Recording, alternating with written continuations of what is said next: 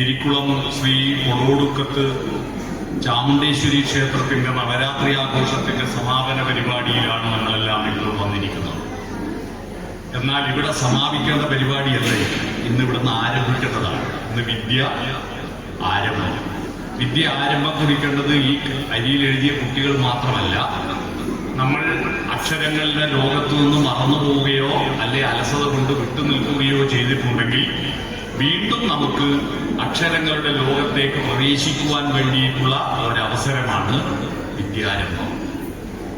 കഴിഞ്ഞതിന്റെ മുമ്പിലത്തെ വർഷം ഞാനൊരു സ്ഥലത്ത് അരിയിൽ എഴുതിക്കൊണ്ടിരിക്കുമ്പോൾ ഒരു പ്രായമായ സ്ത്രീ, ഒരു 60 വയസ്സുള്ളൊരു സ്ത്രീ, ജാനകി എന്ന അവരുടെ പേര്, അവര് വന്നിട്ട് പറഞ്ഞു, മോനെ എന്നെ ഒന്നും ചെറുപ്പത്തിൽ നിന്ന് അരിയിൽ എഴുതിക്കാനൊന്നും ആരും കൊണ്ടുപോയില്ല, നീ ഒന്ന് എന്നെ അരിയിൽ എഴുതിച്ചു തരുമോ? ഞാൻ പറഞ്ഞു അരിയിൽ എഴുതിച്ചു തരാം. ജാനകി എന്ന സ്ത്രീ അരിയിൽ എഴുതിച്ചു. അവരരിയിൽ എഴുതിച്ചിട്ട് അവരുടൻ തന്നെ സാക്ഷരതേണ്ടത് നേതൃത്വത്തിൽ SLC ജയിക്കുന്ന ഒരു സ്കൂളിൽ ചേർന്നു. അവര് കഴിഞ്ഞ വർഷം SLC ജയിച്ചു. അറിയോ, 60 വയസ്സുള്ള സ്ത്രീ SLC എഴുതിയിട്ട് ഇപ്പൊ കഴിഞ്ഞ വർഷം ജയിച്ചു.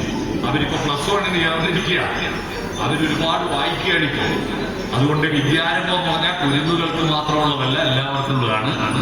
അപ്പോ വിദ്യാരംഭത്തിന്റെ ഭാഗമായി ഈ ക്ഷേത്രത്തിൽ വരാൻ കുറെ കുരുന്നുകൾക്ക് അക്ഷരങ്ങൾ എഴുതി കൊടുക്കാനും അവസരം കിട്ടിയതിൽ ഞാൻ സന്തോഷം അറിയിക്കുകയാണ്.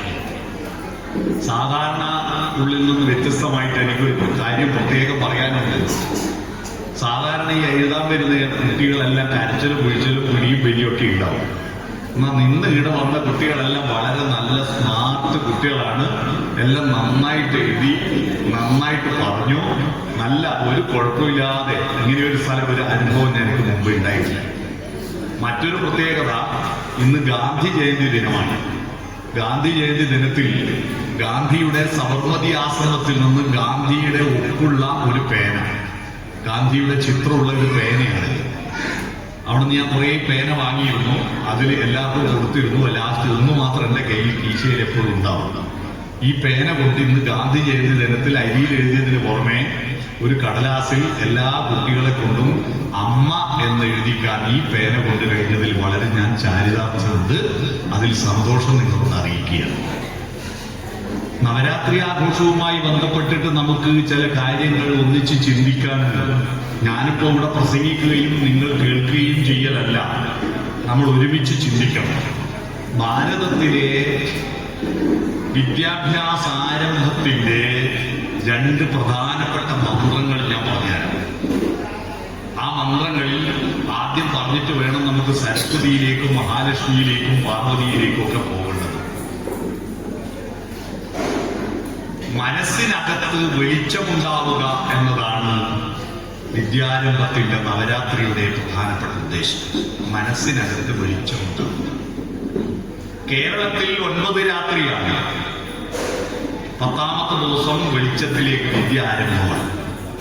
കേരളത്തിൽ പുറത്ത് ദശരാത്രിയാണ്, 10 രാത്രിയാണ്. അതുകൊണ്ടാണ് അവിടെ ദസറ എന്ന് പറയുന്നത്.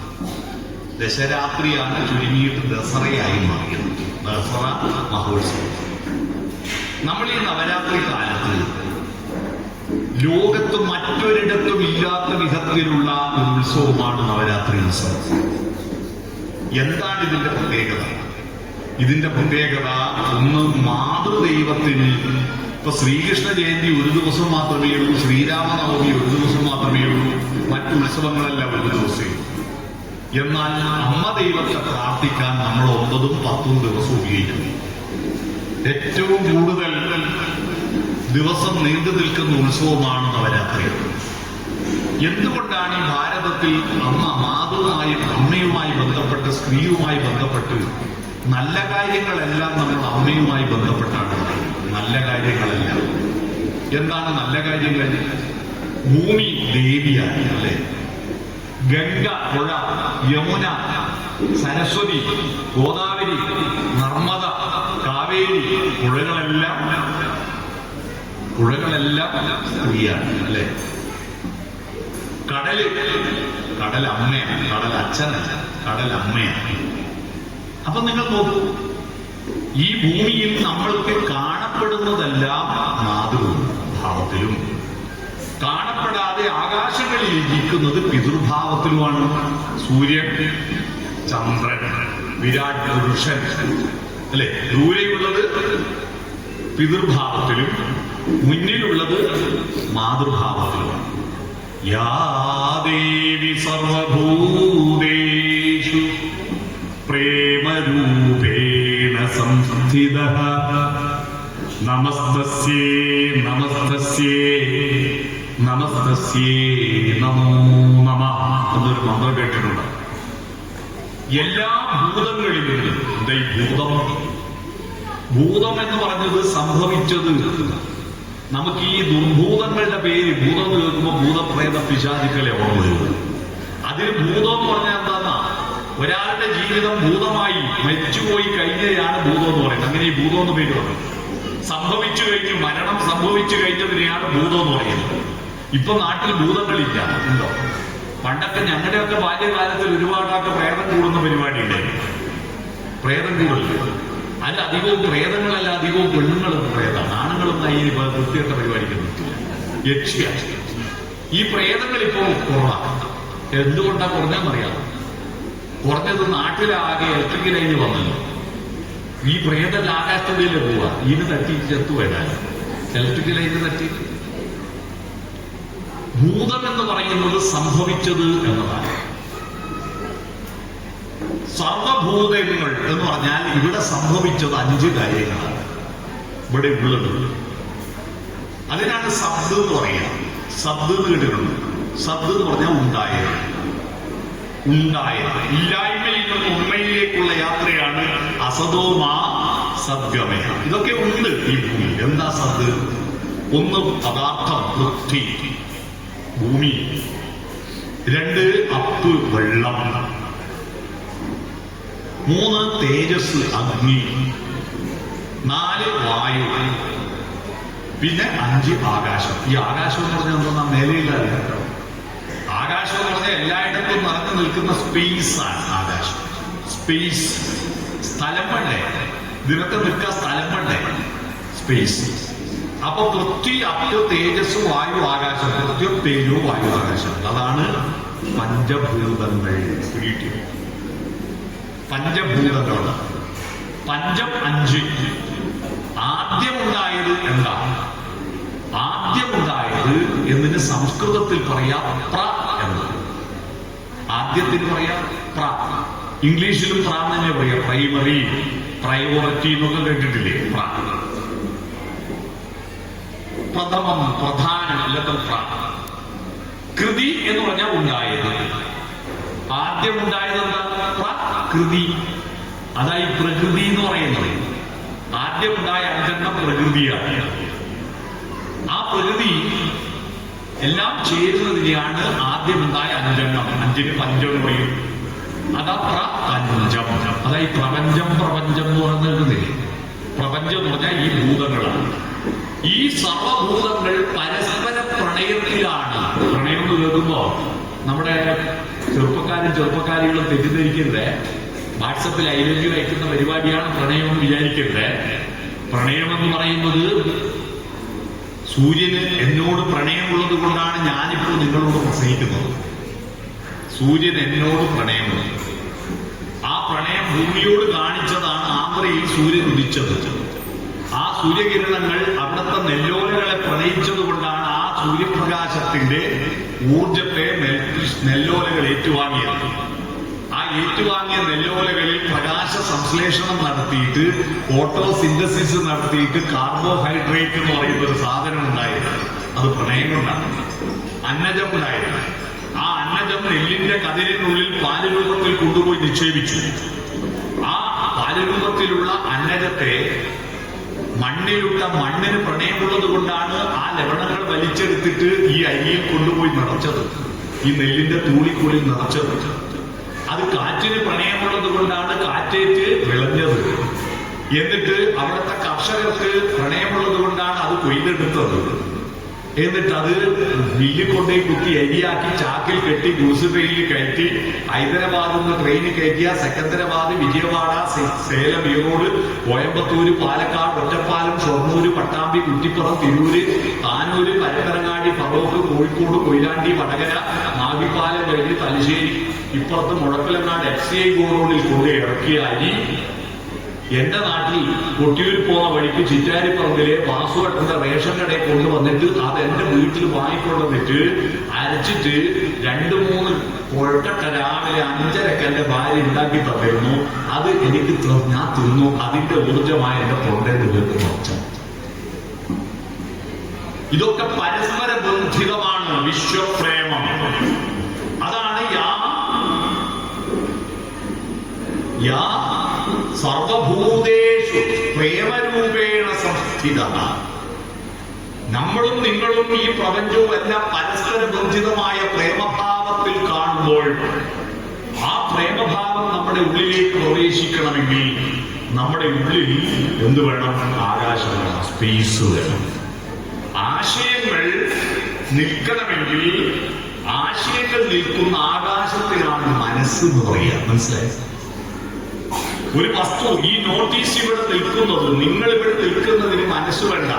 ഇവിടെ ഒരു സ്പേസ് ഉണ്ട്. ഇവിടെ മണ്ണിൽ നിൽക്കും, ഈ വായുവിൽ നിൽക്കും. പക്ഷെ ആശയം നിൽക്കാൻ മനുഷ്യൻ വരുന്നതിന് മുമ്പേ ആശയങ്ങൾ നിലനിന്നിരുന്നില്ല. ആർക്കും ഒന്നും അറിയില്ലായിരുന്നു. ഈ ഭൂമിയിൽ ഒന്നിനും പേരില്ലായിരുന്നു. ഭൂമിക്ക് ഭൂമി എന്ന് പേരില്ല, ആകാശത്തിന് ആകാശം എന്ന് പേരില്ല, ചന്ദ്രന് ചന്ദ്രൻ എന്ന് പേരില്ല, അമ്പലത്തിനോ പള്ളിക്കോ ദൈവങ്ങൾക്കോ ഒന്നും പേരുണ്ടായിരുന്നില്ല. എപ്പോഴാ പേരുണ്ടായിരുന്നത്? മനുഷ്യന്റെ ഉള്ളിൽ ഒരു ആകാശം ഉണ്ടായിരുന്നു. ആ ആകാശം ഉണ്ടാകാൻ ആണ് മനുഷ്യൻ ആദ്യം പ്രാർത്ഥിച്ചത്. ആ ആകാശത്തിന്റെ പേര് ചിദംബരം എന്നാണ്. അമ്പലം എന്ന് പറഞ്ഞ ആകാശം, ചിത്ത് എന്ന് പറഞ്ഞ മനസ്സ്. മനസ്സിന്റെ ആകാശം വളരുമ്പോഴാണ് മനുഷ്യൻ വളരുന്നത്. മനുഷ്യന്റെ വലുപ്പം നോക്കിയിട്ടല്ല, അവന്റെ ഭംഗി നോക്കിയിട്ടല്ല മനുഷ്യന്റെ വളർച്ച. ചിദംബരത്തിന്റെ വികാസം നോക്കിയിട്ടാണ്.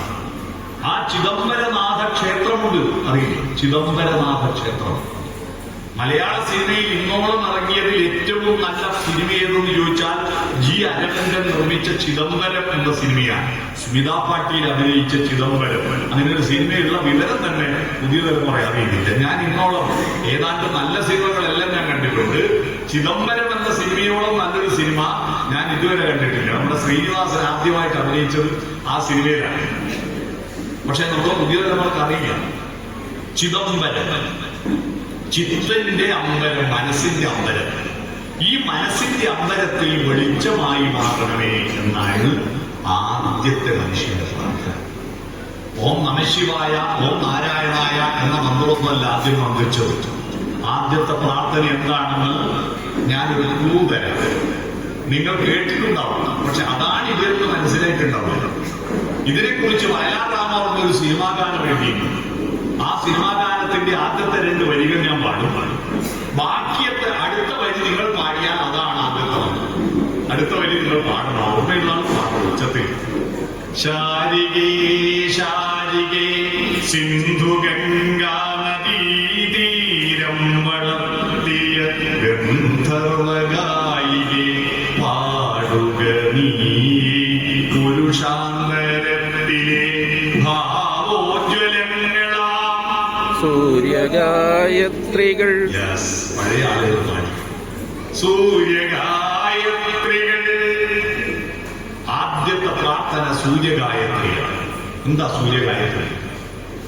ആകാശങ്ങളിൽ നിന്ന് വെളിച്ചം തരുന്ന സൂര്യ, ഞങ്ങളിവിടെ ഭൂമിയിൽ വരുന്നതിന് മുമ്പ് നിന്റെ വെളിച്ചം ആനകളും കടുവകളും പുലിയും പാമ്പും എല്ലാം കണ്ടിരുന്നു. കാരണം അവയ്ക്കെല്ലാം കണ്ണുണ്ടായിരുന്നു. കണ്ണുള്ളവരെല്ലാം വെളിച്ചം കാണും. പക്ഷെ ആ വെളിച്ചം ഒന്ന് ഞങ്ങളുടെ ഉള്ളിലെ വെളിച്ചമായി മാറുന്നു. ഭർഗോദേവസ്യ ധീമഹി. ഞാൻ ആന്ധ്രയിൽ ഉദിച്ച സൂര്യപ്രകാശത്തെ ഇത്രയും വിശദമായി പറഞ്ഞെന്തിനാണെന്നറിയോ? ഭർഗസ് എന്ന് പറഞ്ഞ ഊർജം. ആ ഊർജം, ഭർഗസ്, ഊർജത്തിന്റെ പ്രവാഹമായിരിക്കുന്നവനെ നമ്മുടെ എല്ലാ ചലനങ്ങളും ആ സൂര്യന്റെ ഭർഗസിൽ നിന്ന് പുറപ്പെട്ടതാണ്. ഊർജത്തിന്റെ പ്രവാഹമായിരിക്കുന്നവനെ ഞങ്ങളുടെ ധീയോയോന പ്രചോദയ. ധീ എന്ന് പറയണ്ട, ബുദ്ധി. ബുദ്ധിയുടെ പ്രകാശമായി മാറൂ എന്ന് പറഞ്ഞാൽ പുറത്ത് വെളിച്ചം തരുന്നവനെ നീ അകത്ത വെളിച്ചമായി മാറും. ഇപ്പൊ ഈ ബൾബ് ഇവിടെ കത്തുന്നുണ്ടല്ലോ, ഈ ബൾബ് ഇവിടെ കത്തുന്നത് അകത്ത വെളിച്ചം കൊണ്ടാണ്, പുറത്തെ വെളിച്ചം. തോമസ് ആൽവാ എഡിസൺ എന്ന് പറയുന്ന മനുഷ്യന്റെ അകത്ത വെളിച്ചം കൊണ്ടാണ് ബൾബ് കണ്ടുപിടിച്ചത്. അതുകൊണ്ടാണ് നമുക്കിപ്പോ കോടിക്കണക്കിന് LED ബൾബുകൾ ഇടാൻ പറ്റിയത്. ആ അകത്ത വെളിച്ചം കണ്ടുപിടിച്ചു, അകത്ത വെളിച്ചം കൊണ്ടാണ്. പുറത്ത് വെളിച്ചം തരുന്നവനെ കൃഷ്ണൻകുട്ടി എന്ന് പറയും, അകത്ത് വെളിച്ചം തരുന്നവനെ ശിവൻകുട്ടി എന്ന് പറയും. മനസ്സിലായോ? ആർക്കും നമ്മൾ മനസ്സിലായോ? പുറത്ത് വെളിച്ചം തരുന്നവൻ കൃഷ്ണൻകുട്ടി, ഇലക്ട്രിസിറ്റി മന്ത്രി. അകത്ത് വെളിച്ചം തരുന്നവൻ ശിവകുട്ടി, വിദ്യാഭ്യാസ മന്ത്രി. ഈ രണ്ട് വെളിച്ചം എന്നുള്ള വ്യത്യാസം മനസ്സിലായോ? ഈ അകത്ത വെളിച്ചമാണ് മനുഷ്യനെ മഹാനാക്കിയത്. നിങ്ങളുടെ വീട്ടിൽ എത്ര LED ബൾബ് കത്തുന്നു എന്നതല്ല ചോദ്യം. നിങ്ങളുടെ വീട്ടിൽ എത്ര നല്ല പെയിന്റ് അടിച്ചിട്ടുണ്ട്, അതിൽ നല്ല ബൾബ് പിടിപ്പിച്ച് നല്ല വെളിച്ചങ്ങൾ ഉണ്ടാക്കിയിട്ടുണ്ടോ എന്നല്ല ചോദ്യം. നിങ്ങളുടെ വീട്ടിൽ മനസ്സിന് വെളിച്ചമുണ്ടോ എന്നാണ് ചോദ്യം. നിങ്ങളുടെ വീട്ടിൽ എത്ര ബിരിയാണി മുഴുങ്ങിയിട്ടുണ്ട് നല്ല ചോദ്യം. നിങ്ങളുടെ വീട്ടിൽ എത്ര ബിരിയാണി പാർസൽ വാങ്ങിയിട്ടുണ്ട് നല്ല ചോദ്യം. നിങ്ങളുടെ വീട്ടിൽ വീടിനടുത്ത് ഏച്ചിക്കാനം എന്ന് പറഞ്ഞൊരു സ്ഥലമാണ്. ഏച്ചിക്കാനത്ത് സന്തോഷം എന്ന് പറയുന്ന ഒരു മനുഷ്യരുണ്ട്. ആ സന്തോഷ് ഏച്ചിക്കാനത്തിന്റെ ബിരിയാണി കണ്ടവരുണ്ടോ എന്നാണ് ചോദ്യം. എത്ര പേരത് കണ്ടിട്ടുണ്ട്? ഒന്ന് കഴിക്കും. സന്തോഷ് ഏച്ചിക്കാനത്തിന്റെ ബിരിയാണി കണ്ടവര് 1, 2, 3, 4, 5 കുറച്ച് ആളുകൾ അല്ലേ? ഒരു 10-15 ആള് കണ്ടിട്ടുണ്ട് സന്തോഷ് ഏച്ചിക്കാനത്തിന്. അത് കണ്ടിട്ടുണ്ടോ എന്നാ ചോദ്യം. നിങ്ങളുടെ വീട്ടിൽ നെയ്പായസം വെച്ചിട്ടുണ്ടോ നല്ല ചോദ്യം. നിങ്ങളുടെ വിവാഹത്തിനും വിവാഹ വാർഷികത്തിനും ഓണത്തിനും വിഷുവിനും നെയ്പായസം വെച്ചിട്ടുണ്ടോ നല്ല ചോദ്യം. ഗുരുവായൂരിനടുത്ത് പുന്നയൂർക്കുളം എന്ന് പറയുന്ന ഒരു സ്ഥലമുണ്ട്. ആ സ്ഥലത്ത് ഒരു മനോഹരമായ വലിയൊരു നിർമ്മാതളമുണ്ട്. ആ നിർമ്മാതളത്തിന്റെ ചുവട്ടിൽ പോയിട്ട് ഞാൻ ഫോട്ടോ എടുത്തിട്ടുണ്ട്. ആ നിർമ്മാതളത്തിന്റെ ചുവട്ടിൽ വെച്ചുണ്ടാക്കിയ നെയ്പായസം കണ്ടിട്ടുണ്ടോ എന്നാ ചോദ്യം. നിർമ്മാതളത്തിന്റെ ചുവട്ടിൽ മാധവിക്കുട്ടി ഉണ്ടാക്കിയ നെയ്പായസം കണ്ടവരൊന്ന് കൈ ഉയർത്തു. 1, 2, 3, 4 പേര് കണ്ടിട്ടുണ്ട്. അതാ ചോദ്യം. പ്രകാശം നിങ്ങളുടെ വീട്ടിൽ എത്ര ലൈറ്റ് ഉണ്ടോ എന്നല്ല ചോദ്യം. പ്രകാശം പരത്തുന്ന പെൺകുട്ടിയെ കണ്ടവരുണ്ടോ ഇവിടെ? മലയാള കഥാ ചരിത്രത്തിൽ ഇന്നോളം ഉണ്ടായതിൽ ഏറ്റവും സുന്ദരമായ കഥയേതെന്ന് ചോദിച്ചാൽ ഞാൻ മാത്രമല്ല, ഏത് സാഹിത്യ നിരൂപകന്മാര് പറയും മലയാള സാഹിത്യ ചരിത്രത്തിൽ ഉണ്ടായ ഏറ്റവും സുന്ദരമായ കഥ ടി പത്മനാഭന്റെ പ്രകാശം പരത്തുന്ന പെൺകുട്ടി എന്ന കഥയാണ്. ആ കഥ കണ്ടവരുണ്ടോ ഇതാണ് ചോദ്യം. ഞാനിവിടെ പ്രസംഗിക്കാൻ വന്നതിന്റെ ഉദ്ദേശം മനസ്സിലായില്ല. നമ്മൾ ഈ ആഘോഷവും നടത്തി പൂരയും കഴിച്ചിട്ട് പോയാൽ ഭഗവതിക്കൊന്നും നേട്ടത്തിനാണോ വന്നത്? അല്ല. നിങ്ങൾ പ്രാർത്ഥിച്ചത് കൊണ്ട് ദൈവത്തിന് എന്തെങ്കിലും നേട്ടമുണ്ടോ? ഇല്ല. നിങ്ങൾ പ്രാർത്ഥിക്കാത്തത് കൊണ്ട് ദൈവത്തിന് എന്തെങ്കിലും കോട്ടമുണ്ടോ? അതുമില്ല. പിന്നെ ഈ പ്രാർത്ഥന ആർക്ക് വേണ്ടിയിട്ടാണ്? ഭർഗോദേവസ്യ ധീമഹി ധിയോ യോ ന പ്രചോദയാത്. ബുദ്ധിയെ പ്രചോദിപ്പിക്കുന്ന പ്രകാശമേ വന്നാലും ആ മനസ്സിന്റെ ആകാശം ചിദംബരം വളർത്താനാണ് നവരാത്രി ആഘോഷം. നമ്മുടെ മനസ്സ് വളർത്തണം. വിദ്യാരംഭം കുരുന്നുകൾ മാത്രം നടത്തിയ പോരാ. എല്ലാ വർഷവും നമ്മൾ പുതിയതൊന്നും ആരംഭിക്കണം. നമ്മുടെ ബാക്കി ജീവിതത്തിന്റെ ആദ്യത്തെ ദിവസം ഇന്നല്ലേ? നമ്മുടെ ബാക്കി ജീവിതത്തിന്റെ ആദ്യത്തെ ദിവസം ഇന്നാണ്. ഇന്നലെയോളമുള്ള ജീവിതം പോയില്ലേ? ഇനി തിരിച്ചു കിട്ടുമോ? 2025 ഒക്ടോബർ മാസം 1-ാം തീയതി ജീവിച്ചിരുന്ന ഞാൻ ഇന്നലെ രാത്രി 12 മണിക്ക് മരിച്ചുപോയി. ഇപ്പൊ ഇവിടെ നിൽക്കുന്നത് 2025 ഒക്ടോബർ 2-ന് ജീവിക്കുന്ന ഞാനാ. ഒക്ടോബർ 1-ന് എനിക്ക് ജീവിക്കാൻ പറ്റില്ല. നമുക്ക് പരിമിതമായ സമയമാണ്. പക്ഷിമൃഗാദികളുടെ സമയത്തെ പറ്റി ബേജാറില്ല. അവർ ലേറ്റായി പോയി എന്ന് പറഞ്ഞ് ബേജാറിരിക്കാറില്ല. അവർ മരണത്തെ പറ്റിയിട്ട് ആശങ്കപ്പെടാറില്ല. മരണത്തെ പറ്റി ചിന്തിക്കുന്ന ഒരേ ഒരു ജീവി മനുഷ്യനാണ്. പക്ഷിമൃഗാദികൾ മരിക്കുമ്പേ മരിക്കും. ഒറ്റ തവണ മരിക്കുമ്പോൾ മാത്രമേ മരിക്കൂ. നമ്മളോ ചെറിയൊരു പനി വന്നാ മരിച്ചുവോ? ഗ്യാസ് കയറ്റിയതായിരിക്കും ഇവിടെ. എന്നാലും ഉടനെ പോകും. മിംസിൽ പോട്ടെ, അല്ലെങ്കിൽ മംഗലാപുരം തേജസ്വിനി പോട്ടെ. കാരണം അറ്റാക്കാണെന്ന് ചോദിച്ചു മരിച്ചു എന്ന് പഠിച്ചിട്ടാ. എപ്പോഴും മരിച്ചുകൊണ്ടിരിക്കുന്ന നമ്മളെന്താ? നമുക്ക് സമയബോധം, കാലബോധമുണ്ട്. എന്താ കാലബോധം? കാലബോധം നമുക്ക് അത്രയേ ഉള്ളൂ. 90 വയസ്സേ ഉള്ളൂ. എണ്ണി എണ്ണി കരയേറുന്ന മോഹവും മണ്ടി കരയേറുന്ന മോഹവും എണ്ണി എണ്ണി കുറയുന്നിതായുസും. അല്ലേ? എന്ന് പറഞ്ഞാൽ ഞാൻ 90 വയസ്സ് വരെ ജീവിക്കുന്ന ഒരാളാണെന്ന് വിചാരിക്കും. ഇനി എനിക്ക് എത്രയാ ബാക്കിയുള്ളത്?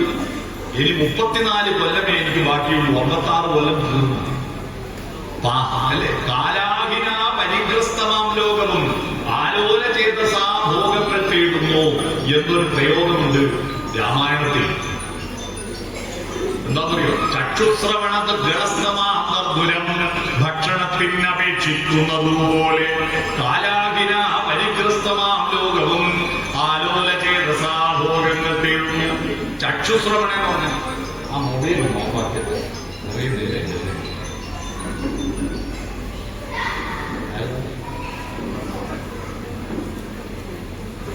ചക്ഷുശ്രവണം എന്ന് പറഞ്ഞാൽ കണ്ണുകൊണ്ട് കേൾക്കുന്നവനാണ് പാമ്പ്.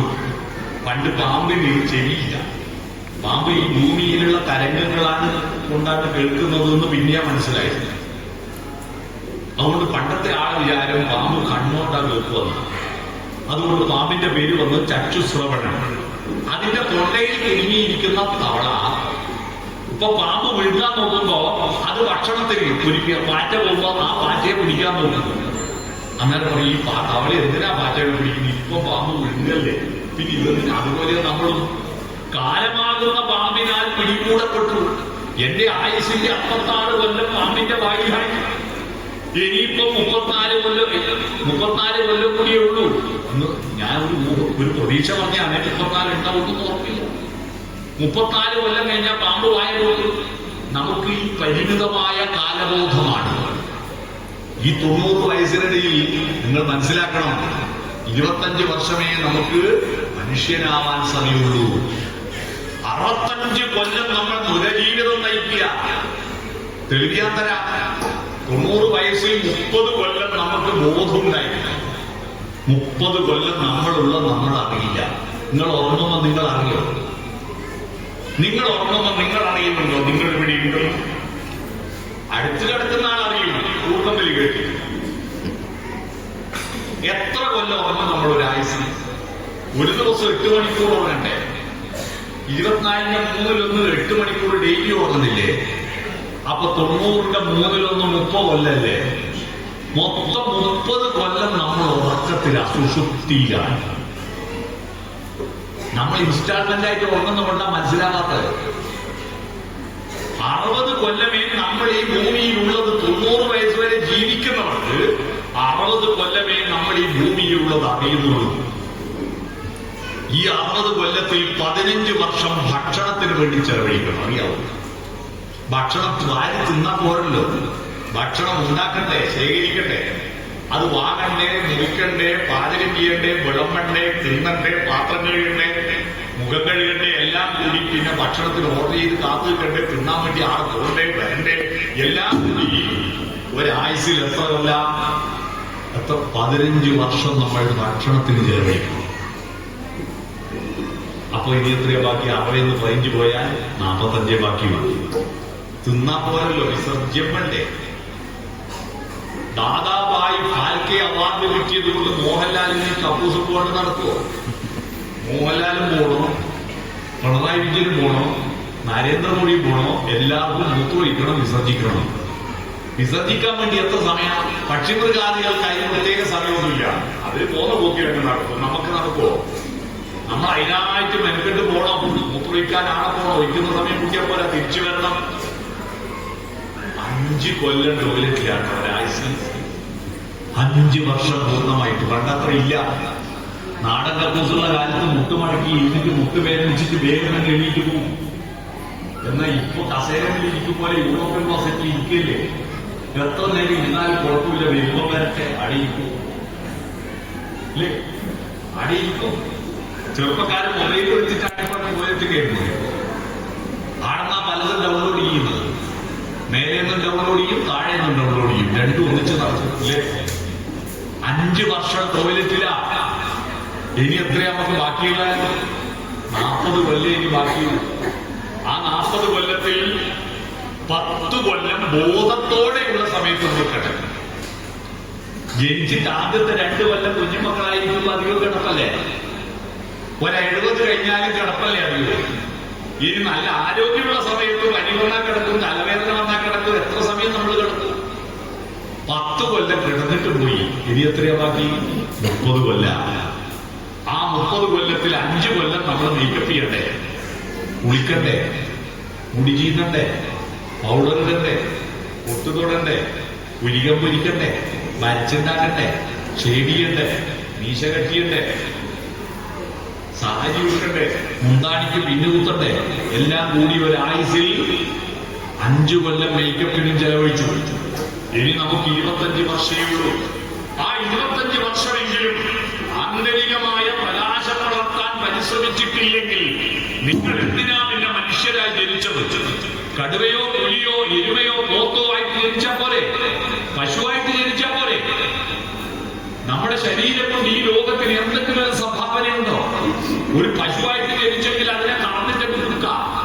ഒരാടായിട്ടോ കോഴിയായിട്ടോ ജനിച്ച അതിന്റെ ഇറച്ചിയൊക്കെ തിന്നാം.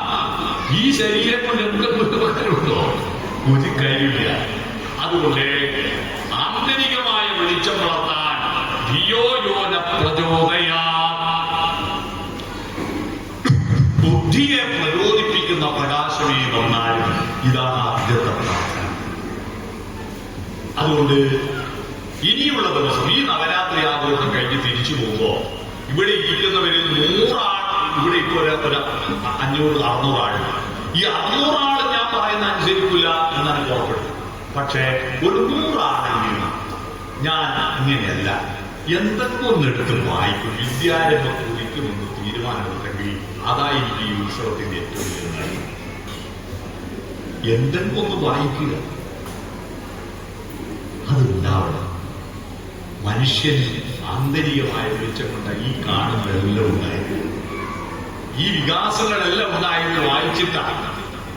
അതുകൊണ്ട് നിങ്ങൾ പ്രാർത്ഥിക്കേണ്ടത് ഈ സരസ്വതി മണ്ഡപത്തിന്റെ മുന്നിലിട്ടിട്ട് മനസ്സിലുണരൂ ഉഷസന്ധ്യയാ മായാമോഹിനി സരസ്വതേ, മനസ്സിലുണരൂ ഉഷസന്ധ്യയാ. സരസ്വതി എന്താണ് സരസ്വതി? സരസ്വതി എന്ന് പറയുന്നത് വായുമണ്ഡലത്തിന്റെയും ഭൂമണ്ഡലത്തിന്റെയും മധ്യത്തിൽ നിൽക്കുന്ന ജലമണ്ഡലത്തിൽ സൗന്ദര്യാധിഷ്ഠിതമായി നിൽക്കുന്നവളാണ് സരസ്വതി. ഈ പഞ്ചഭൂതങ്ങളിൽ മേലെ ആകാശം, താഴെ ഭൂമി, അതിന്റെ മധ്യത്തിലുള്ള വെള്ളത്തിൽ താമരപ്പൂവിന്റെ മേലെ കയറി നിൽക്കുന്നു. എന്നിട്ട് എന്താ താമരപ്പൂവ്? നിങ്ങളൊരു താമരപ്പൂവിന്റെ മേലെ ഒരു കല്ലെടുത്ത് വെച്ചാൽ ആ പൂവ് മുങ്ങിപ്പോവില്ലേ? സരസ്വതി കയറി നിന്നിട്ടും എന്താണ് പൂവ് മുങ്ങിപ്പോകാത്തത്? പൂവ് മുങ്ങിപ്പോകാത്തതിന്റെ കാരണം അറിവ് കൂടുന്തോറും കനം കുറയുന്നു.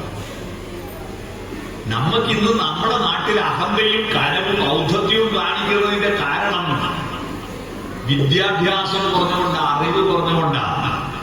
നിങ്ങളോട് ആരെങ്കിലും എന്തെങ്കിലും ഒരു അഹന്ത കാണിച്ച് വലിയ കനം കാണിച്ചെങ്കിൽ മനസ്സിലായി പോവുക വിവരം കുറവാണ്. വിവരം കൂടുന്തോറും കനം കുറയും. വിവരത്തിന്റെ ഏറ്റവും പരമകഷ്ടയിലാണ് സരസ്വതി. അപ്പോ ഒട്ടും കനമില്ല. അതുകൊണ്ടാണ് താമരപ്പൂവ് വെള്ളത്തിൽ മുങ്ങിപ്പോകാത്തത്. സരസ്വതി അതിന്റെ മേലെ നിൽക്കുന്നത് ഒരു അപ്പൂപ്പത്താടി പോലെയായിത്തീരും. എല്ലാവരുടെയും മുന്നിൽ വിനയം കാണിക്കുന്നവരായി മാറും. ആ സരസ്വതി ദേവി മനസ്സിൽ നിറയണമെങ്കിൽ എന്തു വേണം? അടുത്ത മന്ത്രം ഓർക്കുക. അടുത്ത മന്ത്രം ഗായത്രി മന്ത്രം കഴിഞ്ഞാൽ പിന്നെ ഒരു ശാന്തി മന്ത്രമുണ്ട്.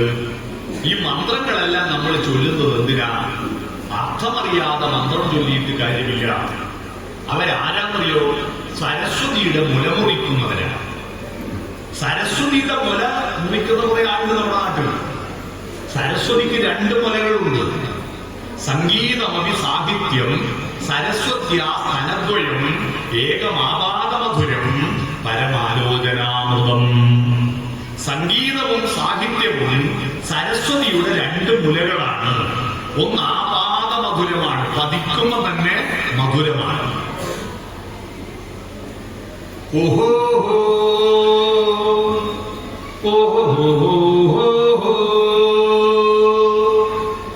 ഇനി ഒരർത്ഥമില്ലല്ലോ. ഇപ്പൊ ഞാൻ പാടിയതൊന്നും അർത്ഥമില്ല. എന്നിട്ടും അത് പതിക്കുമ്പോ തന്നെ മധുരമല്ലേ അല്ലേ?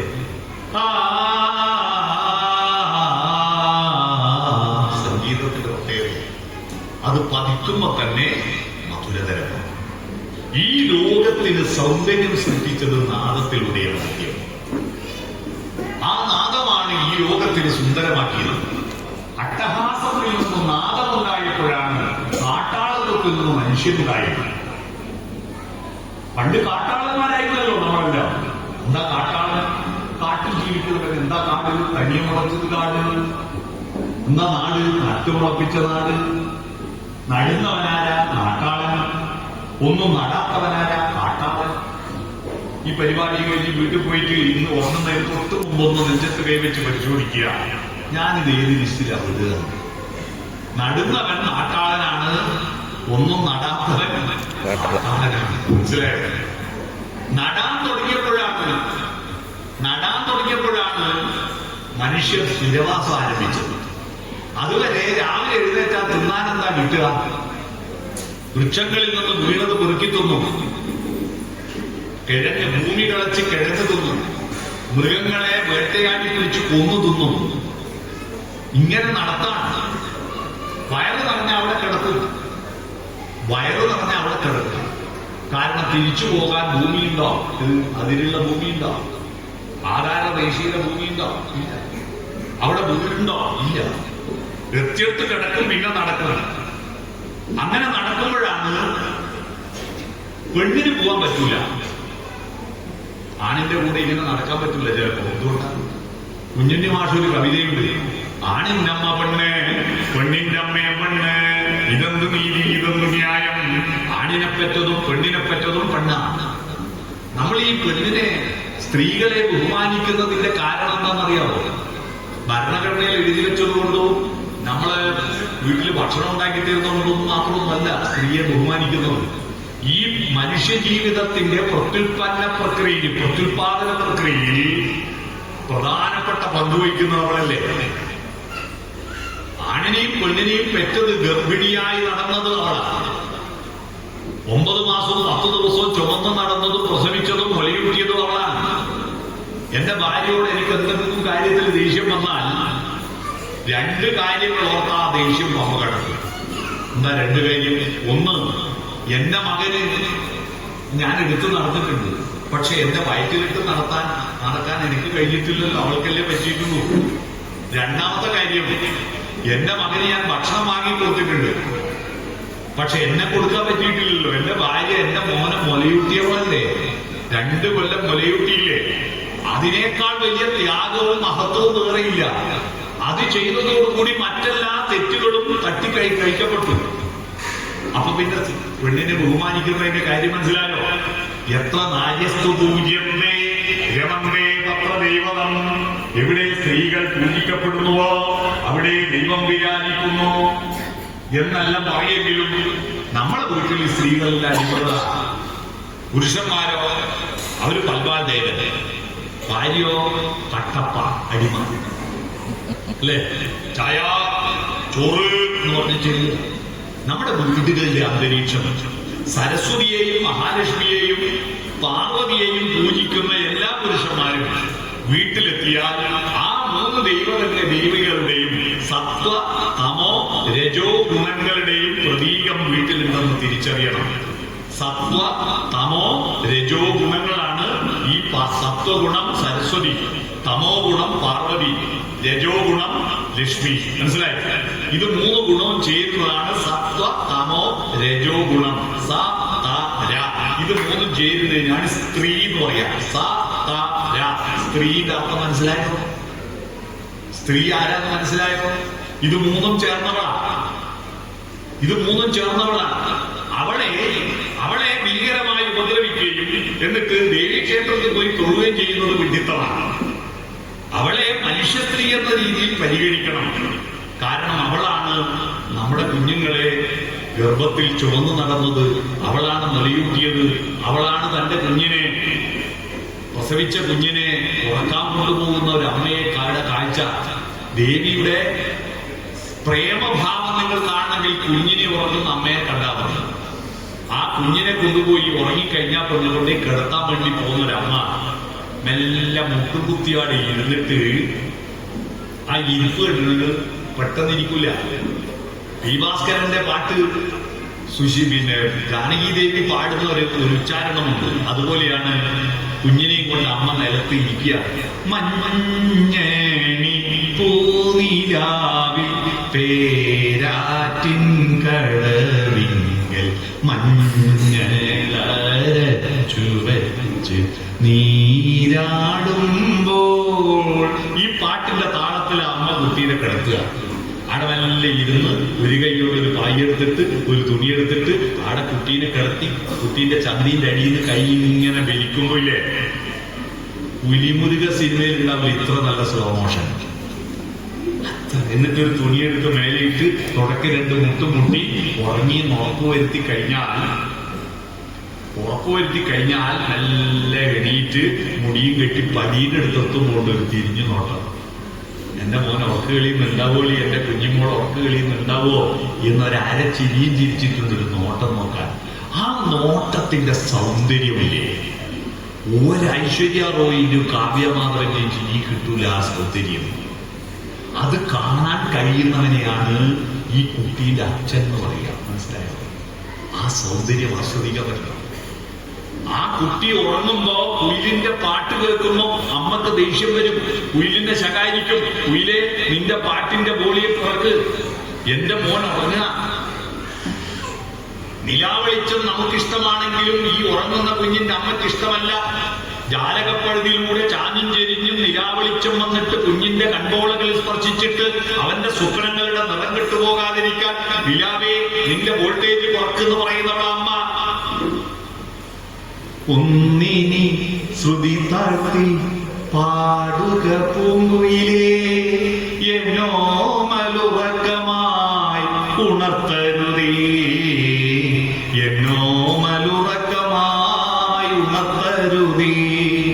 ഒന്നിനി തിരി താഴ്ത്തു ശാരദ നിലാവേ, കണ്ണിലെ കിനാവുകൾ കെടുത്തരുതേ, കണ്ണിലെ കിനാവുകൾ കെടുത്തരുതേ എന്ന് പാടുന്നവള അമ്മ. കുയിലിനോടും നിലാവിനോടും മാത്രമല്ല ആജ്ഞാപിക്കുക, സ്വന്തം ഹൃദയത്തോട് ആജ്ഞാപിക്കും. ഉച്ചത്തിൽ മിടിക്കൊല്ലെ നീ എന്റെ ഹൃദന്തമേ, സ്വച്ഛ ശാന്തമെന്നോമൽ മയങ്ങിടുമ്പോൾ എന്ന് പാടുന്ന ആ മാതൃരൂപേണ സംസ്ഥി. പ്രേമരൂപേണ എന്ന് ഞാൻ പറഞ്ഞല്ലോ, ആ പ്രേമരൂപം തന്നെയാണ് യാ സർവഭൂതേഷു മാതൃരൂപേണ സംസ്ഥിതഃ. നമസ്തസ്യേ നമസ്തസ്യേ നമസ്തസ്യേ നമോ നമഃ. ഈ ഇത്രയും 9 രാത്രികളിൽ സ്ത്രീയെ ബഹുമാനിക്കുകയും പൂജിക്കുകയും ശക്തിദേവതയെ ആരാധിക്കുകയും ചെയ്യുന്ന ഈ ഭാരതത്തിലാണ് ലോകത്ത് ഏറ്റവും കൂടുതൽ സ്ത്രീ പീഡനം നടക്കുന്നത്. എന്തുകൊണ്ടാ? ഈ സ്ത്രീയാണ് ഈ അമ്മ എന്ന തിരിച്ചറിവില്ലാത്തത് കൊണ്ടാണ്.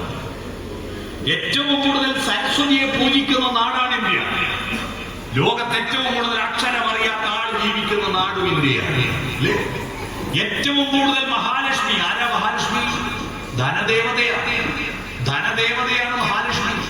നിങ്ങള് ഈ സ്വാശ്രയ കോളേജില്ലേ, സെൽഫ് ഫൈനാൻസ് കോളേജിൽ പോയാൽ അവർ പറയും, നിങ്ങൾ മഹാലക്ഷ്മിയെ ഇങ്ങോട്ട് തരിക, സരസ്വതിയെ നിങ്ങളുടെ കുട്ടിയൊക്കെ അങ്ങോട്ട് തരും എന്ന് പറഞ്ഞാൽ ഫീസ് അടക്കുക, എന്നാ നിങ്ങളെ കുട്ടികളെ പഠിപ്പിക്കും. മനസ്സിലായോ? പൈസയുടെ ദേവതയാണ് മഹാലക്ഷ്മി. ഈ മഹാലക്ഷ്മിയെ പൂജിക്കുന്ന ഈ ഭാരതത്തിലാണ് ഏറ്റവും സാമ്പത്തിക ബുദ്ധിമുട്ട് നേരിടുന്ന ജനങ്ങൾ. എന്തുകൊണ്ടാണ് കാര്യം? അതിന്റെ കാര്യം ഇതൊക്കെ ദൈവം വേറെയാണ്, ജീവിതം വേറെയാണെന്ന തെറ്റിദ്ധാരണയാണ്. ഈ ദൈവവും ആരാധനയും ദൈവവിശ്വാസവും അതിലെ പ്രതീകങ്ങളെല്ലാം നമ്മുടെ കുടുംബവും നമ്മുടെ ജീവിതവും നമ്മുടെ ചിന്തകളുമായിട്ട് കണക്ട് ചെയ്ത് പഠിക്കണം. അപ്പൊ അത്തരത്തിൽ ആ മനസ്സിലുണരണം. മനസ്സിലുണരൂഷ സന്ധ്യയാ. ആ മനസ്സിലുണരണമെങ്കിൽ അറിവുണ്ടാവണമെങ്കിൽ അറിവിന്റെ വെളിച്ചമുണ്ടാവണം. വെളിച്ചമാണ് അറിവ്. വിദ്യ എന്ന വാക്കിന് അമരകോശം പറയുന്നത് വിദ്യുത്ത് തടിത്ത് സൗമിനി സൗദാമിനി. എന്താ പറയുക? ഇടിമിന്നല. ഇടിമിന്നലിന്റെ പര്യായാണ് വിദ്യുത്ത് തടിത്ത് സൗമിനി സൗദാമിനി. പ്രകാശമുണ്ടാക്കുന്ന ശക്തിയാണ് നമ്മൾ വിദ്യുത് ശക്തി എന്ന് പറയുക. വിദ്യ എന്ന് പറയുന്നത് പ്രകാശമാണ്. നിനക്ക് മോക്ഷം വേണോ? മോക്ഷം കിട്ടാൻ ശബരിമലക്ക് പോയാൽ മതിയോ? മോക്ഷം കിട്ടാൻ തപസ് ചെയ്താൽ മതിയോ? പോരാ. കൃത്യം രാമൻ ലക്ഷ്മണനോട് പറയുന്നുണ്ട്, ആകയാൽ മോക്ഷാർത്ഥിയാകെ വിദ്യാഭ്യാസമേകാന്ത ചേതസാ ചെയ്യേണ്ടുന്നതും. മരണം വരെ നിങ്ങൾ പഠിച്ചുകൊണ്ടിരിക്കുക, വികസിച്ചുകൊണ്ടിരിക്കുക. അതാണ് മനുഷ്യൻ. മനുഷ്യൻ മരണം വരെ പഠിക്കുകയും വികസിക്കുകയും ചെയ്യണം. അല്ലാതെ ഉന്നലും ഉറങ്ങലും ഉണ്ണിയുണ്ടാക്കലും വിസർജിക്കലും മാത്രം നടത്തിയ മനുഷ്യനാവില്ല. വികസിച്ചുകൊണ്ടിരിക്കണം. അതുകൊണ്ട് ആ വികാസം ഉണ്ടാകണമെങ്കിൽ എന്ത് വേണം? അടുത്ത മന്ത്രം അതാണ്. എന്ത്? ഓം സഹനാവവതു സഹനോ ഭുനക്തു സഹ വീര്യം കരവാവഹൈ തേജസ്വിനാവധീതമസ്തു മാ വിദ്യുഷാവഹൈ. ഓം എന്ന് പറഞ്ഞെന്താ? ഓം എന്ന് പറഞ്ഞാൽ എന്താ? ഞാൻ കഴിഞ്ഞ ദിവസം ഒരു സ്ഥലത്ത് പോയി ചോദിച്ചു, ഒരു കോളേജിൽ. അപ്പൊ ഒരു കുട്ടി പറഞ്ഞു, ഓം എന്ന് പറഞ്ഞാൽ ദൈവത്തെ ഡൗൺലോഡ് ആക്കുന്ന പാസ്വേഡാണ്. ഓം നമശിവായ എന്ന് പറഞ്ഞാൽ ശിവൻ ഡൗൺലോഡായി. ഓം നാരായണ എന്ന് പറഞ്ഞാൽ വിഷ്ണു ഡൗൺലോഡായി. ഇങ്ങനെയൊക്കെ ധരിച്ചു വെച്ചിരിക്കുന്നത്. ഈ ദൈവങ്ങളെയൊക്കെ പ്രാർത്ഥിക്കുന്നതിന് മുമ്പുള്ള മന്ത്രമാണ് ഓം. വിഷ്ണു എന്ന ദൈവത്തെ പ്രാർത്ഥിക്കുന്നതിന് മുമ്പ് ഓം ഉണ്ട്. ശിവനെ പ്രാർത്ഥിക്കുന്നതിന് മുമ്പ് ഓമുണ്ട്. ഓം എന്ന് പറഞ്ഞാൽ പ്രകൃതിയുടെ 3 നിയമങ്ങളാണ്. എന്താ 3 നിയമം? ഉണ്ടാവുന്നോ, നിലനിൽക്കുന്നോ, ഇല്ലാതാവുന്നോ. ഉണ്ടാവുന്നതിന് ആ എന്ന് പറയും.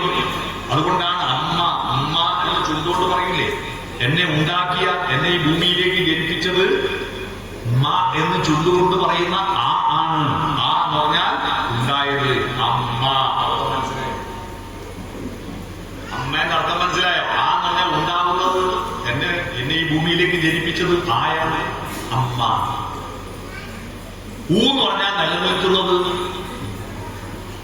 മാ എന്ന് പറഞ്ഞാൽ ഇല്ലാതാവുന്നത്, കൂട്ടുന്നത്. ആ എന്ന് പറഞ്ഞാൽ കൂട്ടുന്നത് മാ. ആ ഊ അം. ഉണ്ടാവുന്നു, നിലനിൽക്കുന്നു, ഇല്ലാതാവുന്നു. സൃഷ്ടി, സ്ഥിതി, സംഹാരം. ഇതാണ് ഓം. പിടികിട്ടിയോ? ഓമിന്റെ അർത്ഥം മനസ്സിലായോ? പ്രകൃതിയുടെ എല്ലാവർക്കും ബാധകമായിരിക്കുന്ന 3 നിയമങ്ങളാണ് ഓം. അടുത്തത് സഹനാവവതു. സഹ അവവതു. ഒരുമിച്ചിരുന്ന് ചർച്ച ചെയ്ത് പഠിക്കുക. നമ്മുടെ കുട്ടികൾ ഇപ്പൊ കോളേജിലും സ്കൂളുകളിലെല്ലാം പോയിട്ട് അവരിങ്ങനെ വിചാരിക്കുക, എന്തിനാ ഈ കോളേജിലെല്ലാം പോയി വെറുതെ സമയം കളയുന്നത്? പരീക്ഷ എടുക്കുമ്പോൾ യൂട്യൂബിൽ നിന്ന് കേട്ട് പഠിച്ചാൽ പോരെ? പഠിക്കുന്നത് പരീക്ഷയ്ക്ക് വേണ്ടിയാണെന്ന തെറ്റിദ്ധാരണ നമ്മൾ തിരുത്തണം. ഈ നവരാത്രി ആഘോഷകാലത്ത് പഠിക്കുന്നത് പരീക്ഷയ്ക്ക് വേണ്ടിയിട്ടല്ല. പഠിക്കുന്നത് എന്തിനു വേണ്ടിയിട്ടാണ്? പഠിക്കുന്നത് പരീക്ഷ ജയിക്കാനല്ല, നമ്മുടെ ഉള്ളിലെ വെളിച്ചം വർദ്ധിപ്പിക്കാനാണ്. ആ വെളിച്ചം കൂടണമെങ്കിൽ വരച്ച് കത്തിക്കണം. വെളിച്ചം കൂടണമെന്ന് വേണം, വരച്ച് കത്തിക്കണം. പണ്ട് അരടി കടന്നിരുന്നത്.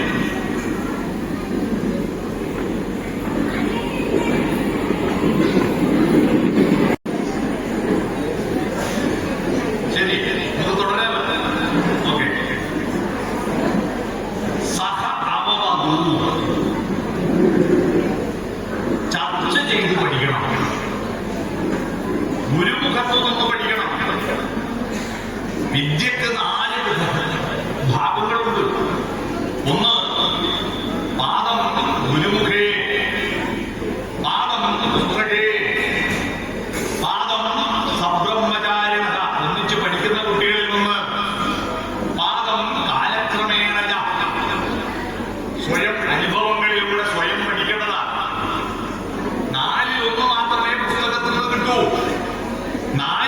ഗുരുമുഖത്തു നിന്ന് കിട്ടണം. 4-1 ഒരുമിച്ച് പഠിക്കുന്ന കുട്ടികളിൽ നിന്ന് കിട്ടണം. 4-1 കാലക്രമേണ പഠിക്കണം. ഈ 4-1 മാറിയിട്ട് ഇപ്പോ കംപ്ലീറ്റ് യൂട്യൂബിൽ നിന്ന് പഠിക്കണം എന്ന മട്ടിലേക്ക് കുട്ടികൾ മാറുകയാണ്. അത് തെറ്റാണ്. കുട്ടികളെ ബോധ്യപ്പെടുത്തണം. പരീക്ഷ ജയിക്കലല്ല പ്രധാനം. പരീക്ഷ ജയിക്കലല്ല. പരീക്ഷ എന്ന് പറയുന്ന വിദ്യപ്പ ഞാൻ അതിന്റെ ഒരു കാര്യം ഞാൻ നിങ്ങളോട് ചോദിക്കാം. സിമ്പിളായിട്ട്, ഉള്ളവര് ഇല്ലാത്തവരോടാണ് ചോദിക്കേണ്ടത്, ഇല്ലാത്തവർ ഉള്ളവരോടാണ് ചോദിക്കേണ്ടത്? ഇല്ലാത്തവർ ഉള്ളവരോടാണ് ചോദിക്കേണ്ടത്, ഉള്ളവർ ഇല്ലാത്തവരോടാണ് ചോദിക്കേണ്ടത്? നിങ്ങളുടെ അഭിപ്രായം പറ. ഇവിടെ സഹനാപമൊന്നും നടക്കുന്നില്ല. ഞാൻ പറഞ്ഞ നിങ്ങൾ കേൾക്കുക. നിങ്ങളുടെ അഭിപ്രായം നിങ്ങളുടെ ചിന്തയിൽ പൂർത്തിക്കട്ടെ. ഇല്ലാത്തവർ ഉള്ളവരോട് ചോദിക്കണമോ, ഉള്ളവർ ഇല്ലാത്തവരോട് ചോദിക്കണമോ? പ്രസിഡന്റിന്റെ കയ്യിൽ ജഗ്ഗും വെള്ളമുണ്ട്, എന്റെ അടുത്തില്ല. ഞാൻ വെള്ളത്തിന് പ്രസിഡന്റ് എന്നോടാണ് ചോദിക്കേണ്ടത്, ഞാൻ പ്രസിഡന്റിനോട്. ഉള്ളവരോട് ഇല്ലാത്തവരല്ലേ ചോദിക്കുന്നത്, അല്ലേ? സ്കൂളിൽ അറിവുള്ളത് അധ്യാപകർക്കാണോ കുട്ടികൾക്കാണോ? അധ്യാപകർക്കല്ലേ അറിവുള്ളത്, കുട്ടികൾക്കല്ലേ അറിവില്ലാത്തത്? അപ്പൊ ഇല്ലാത്തവരുള്ളവരോടല്ലേ ചോദിക്കേണ്ട? അപ്പൊ ചോദ്യം ചോദിക്കേണ്ട ആരാ? കുട്ടികളല്ലേ. ഉത്തരം പറയേണ്ട ആരാ? അധ്യാപകരല്ലേ. പക്ഷെ ഇപ്പാരാ ചോദ്യം ചോദിക്കുന്നത്? അധ്യാപകർ. ഉത്തരം പറയേണ്ട ആരാ? കുട്ടികൾ. കുട്ടികൾ ഉത്തരം അറിയുന്നത് ചോദിക്കുവോ? സ്കൂളിൽ പോവോ? കുട്ടികൾക്ക് ഉത്തരം അറിയാത്തതുകൊണ്ടല്ലേ സ്കൂളിൽ പോകുന്നത്. പിന്നെ ഏതുത്തരം ചോദിക്കുന്ന? ഏതുത്തരം ചോദിക്കുന്ന? മോള് ഒരു കുട്ടി ശരിയിലേക്ക് വാ, ഞാൻ ചോദിക്കാം. ശരിയേക്ക് വാ. ആ നിന്നോട് തന്നെ, നിന്നോട് തന്നെ വാ. അയ്യോ, ചോദ്യം ചോദിക്കാൻ വൃതമാണ്. വാ, ഞാൻ കാണിച്ചു തരാം. നമ്മൾ ചെയ്യുന്ന വിദ്യാഭ്യാസം കാണിച്ചു തരാം. മോളെ പേരെന്താ? മേഘന. മേഘന. ഓക്കെ. അവൾക്ക് ധൈര്യത്തിൽ സീറ്റിൽ കയറി വന്ന വകയിൽ എന്റെ ഫോൺ ഞാൻ മേഘനയ്ക്ക് കൊടുത്തു. എന്റെ ഫോൺ മേഘനയ്ക്ക് കൊടുത്തു. എന്തിനാവോ ഏതിനാവോ ഞാൻ കൊടുത്തോണ്ട് വാങ്ങി, ഇല്ലേ? ഓളത് കൈ പിടിക്കാന്നല്ലാണ്ട് അത് ഏത് കമ്പനിയാണെന്ന് നോക്കിയാ നോക്കിയാ നോക്കിയാ നോക്കിയാ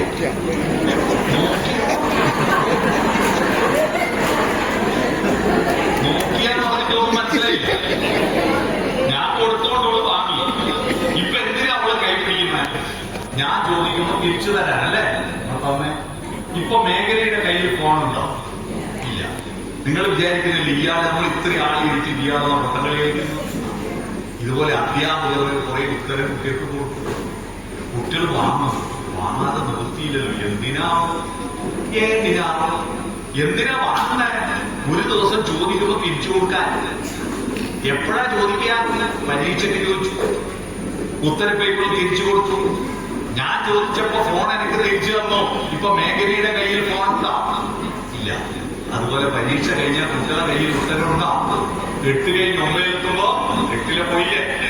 9 കഴിഞ്ഞ് 10 9 പോയില്ലേ? ഇതാണ് വിഡിത്തം. അതിന് പകരം മേഖല എന്നോട് ചോദിക്കുക, സാറേ ഒന്ന് ഫോൺ തരുമോ, എന്റെ അമ്മേനെ ഒന്ന് വിളിക്കണം എന്ന് ചോദിച്ചിരുന്നുവെങ്കിൽ ഈ ഫോൺ മേഖലയ്ക്ക് ഉപകാരപ്പെടൂലേ? ഇപ്പൊ ഉപകാരമുണ്ടോ? ഇല്ല. ഈ പ്രക്രിയ നമ്മൾ നടത്തുന്നത് നിർത്തണം. അതിനു പകരം ചോദ്യം ചോദിക്കുന്ന കുട്ടികൾ അവരാണ് യഥാർത്ഥത്തിൽ ബുദ്ധിയെ വികസിപ്പിക്കുന്നവർ. അവരാണ് സഹനാവവധു. ചോദ്യം ചോദിക്കണം കേട്ടോ. ഒന്നാണോ? ഇനി എത്ര ക്ലാസ്സിലാണ് പഠിക്കുന്നത്? 6. എന്റെ സ്കൂളിൽ 1ആണോ 2ആണോ വലുത്? 2 അല്ലേ? എന്റെ അച്ഛൻ എത്ര മക്കളുണ്ട്? 3. ഒന്നാമത്തെ ആളാ? എന്റെ ചേച്ചി. രണ്ടാമത്തോ? ആരാ വലുത്? അപ്പൊ 1അല്ലേ വലുത്? സ്കൂളിൽ പറഞ്ഞ 2 വലുത്. അപ്പൊ കണക്കിന്റെ മാഷോട് ചോദിക്കണം. വീട്ടിലെത്തുമ്പോ 1 വലുത്, സ്കൂളെത്തുമ്പോ 2 ഓക്കെ. സഹനാവവധു നടക്കണം. വിദ്യാരംഭ ദിവസം നിങ്ങൾ കുട്ടികളോട് പോയി പറയണം. നിങ്ങൾ അറിയുമോ, ഇനിയുള്ള കാലഘട്ടത്തിൽ കുട്ടികൾ പഠിച്ചിട്ട് സർട്ടിഫിക്കറ്റിന് വിലയില്ല. റാങ്കിന് വിലയില്ല, A+ന് വിലയില്ല. ആ കുട്ടികൾ എന്ന് അന്വേഷിച്ചു. ആ കുട്ടിയുടെ മെയിൽ ID കൊടുത്ത ഉടൻ തന്നെ ആ ഇന്റർവ്യൂ ബോർഡ് നോക്കും ഇവൻ ChatGPT-യിലൂടെ എന്തൊക്കെ ചോദ്യങ്ങൾ ചോദിച്ചു, ഇവൻ ഈ ലോകത്തിന് എന്തൊക്കെ സംഭാവന നൽകിയിട്ടുണ്ടോ, ഗൂഗിളിലൂടെ അവൻ ചോദ്യങ്ങൾ ചോദിച്ചിട്ടുണ്ടോ, പുതിയ ചിന്തകളുണ്ടോ അവന് എന്നാണ് ചോദ്യം. അല്ലാതെ പാഠപുസ്തകത്തിലുള്ളത് ബൈഹാർട്ട് പഠിച്ചിട്ടുണ്ടോ എന്ന് മാത്രമല്ല പുതിയ കാലഘട്ടത്തിലുള്ള ചോദ്യം. അതുകൊണ്ടാണ് കോളേജിൽ പണ്ട് പഠിപ്പിക്കാൻ MA പാസ്സായ കോളേജ് പഠിപ്പിക്കാം, മാഷാല. ഇപ്പൊ അത് പറ്റില്ല, MPhil പാസ്സാണെന്നോ. ഇപ്പൊ MPhil പാസ്സായ പോരാ, PhD വേണം. വാട്ട് ഈസ് PhD അറിയാമോ? ഈ ലോകത്ത് മുൻകാലങ്ങളിലുള്ളവർ കണ്ടുപിടിക്കാത്തതല്ലാത്തത് സ്വന്തമായിട്ട് ഇവരെന്തെങ്കിലും ഒരു പുതിയ അറിവ് ഉൽപ്പാദിപ്പിച്ചിട്ടുണ്ടെന്ന് തെളിയിക്കുന്ന പ്രക്രിയയാണ് ഡോക്ടറേറ്റ്, PhD ഉണ്ടെങ്കിൽ മാത്രമേ കോളേജിൽ അധ്യാപകനാകാൻ ഇപ്പം കഴിയൂ. അതുകൊണ്ട് ഈ വിദ്യാരംഭ ദിവസത്തിൽ നമ്മുടെ വിദ്യാഭ്യാസത്തെ പറ്റിയിട്ടുള്ള പരമ്പരാഗതമായ സങ്കല്പങ്ങൾ തിരുത്തണം. പുതിയത് ചിന്തിക്കുന്ന, ചർച്ച ചെയ്യുന്ന വീടുകൾ ഉണ്ടാവണം. നിങ്ങളുടെ കമ്മ്യൂണിക്കേഷൻ സോഫ്റ്റ്വെയർ ആവണം വീട്ടിൽ. ഈ വിദ്യാരംഭം, ഈ പരിപാടി കഴിഞ്ഞ് നിങ്ങൾ വീട്ടിൽ പോയാൽ നിങ്ങളുടെ വീട്ടിലെ കുട്ടികളുമായിട്ടുള്ള കമ്മ്യൂണിക്കേഷൻ സോഫ്റ്റ്വെയർ ആയാൽ മാത്രമേ അവന്റെ മാനസികാകാശം തരികയുള്ളൂ.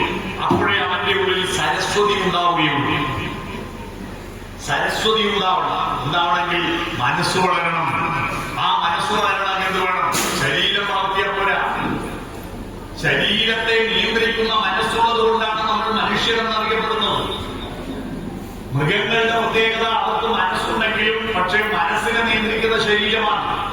ഇപ്പൊ ഈ ക്ഷേത്രത്തിന്റെ മുറ്റത്ത് ഒരു പശു വന്നു. ആ പശുവിനൊന്ന് മൂത്രയിക്കണം തോന്നി. ശരീരത്തിനാണ് മൂത്രയിക്കണം തോന്നിയത്. അപ്പൊ ഉടൻ തന്നെ മനസ്സ് നിയന്ത്രിക്കില്ല. ടോയ്ലറ്റ് പോണമെന്ന് പറയോ? ഇല്ല. അവിടെ വായം വന്നിച്ച് മൂത്രയിക്കും ആ പശു. ഗുരുവായൂർ അമ്പലത്തിൽ ശിവേരി എഴുന്നള്ളുമ്പോൾ നടയുടെ മുന്നിൽ തന്നെ ആന കുന്തവും ചാണകവും മൂത്രമൊഴിക്കും ഇല്ലേ? കാരണം അതിന്റെ ശരീരം ഗുരുവും മനസ്സ് ലഘുവാണ്. മനുഷ്യൻ അങ്ങനെയല്ല. ഇപ്പൊ ഇവിടെ നിങ്ങൾക്ക് മൂത്രമൊഴിക്കാൻ വേണ്ടി ഒഴിക്കോ? മനസ്സ് പറയില്ലേ ഇത് കഴിയട്ടെ, ഇനി ഭക്ഷണത്തിന് പിരിയുമ്പോ ഒന്ന് പോകാന്ന് പറയില്ലേ? വിശക്കുമ്പോ അപ്പൊ പോയി തിന്നോ? ക്ലാസ്സിൽ സ്കൂളിൽ പോയിട്ട് കുട്ടികൾ ചോറ്റുപാത്രവും കൊണ്ട് ക്ലാസ്സിൽ ഇങ്ങനെ ഇരിക്കുമ്പോ മാഷ് പഠിപ്പിച്ചു കൊടുക്കുമ്പോൾ വെച്ചെന്നു. മാഷ് പഠിപ്പിച്ചു കൊടുക്കുമ്പോ ചോറ് വാരി തിന്നോ?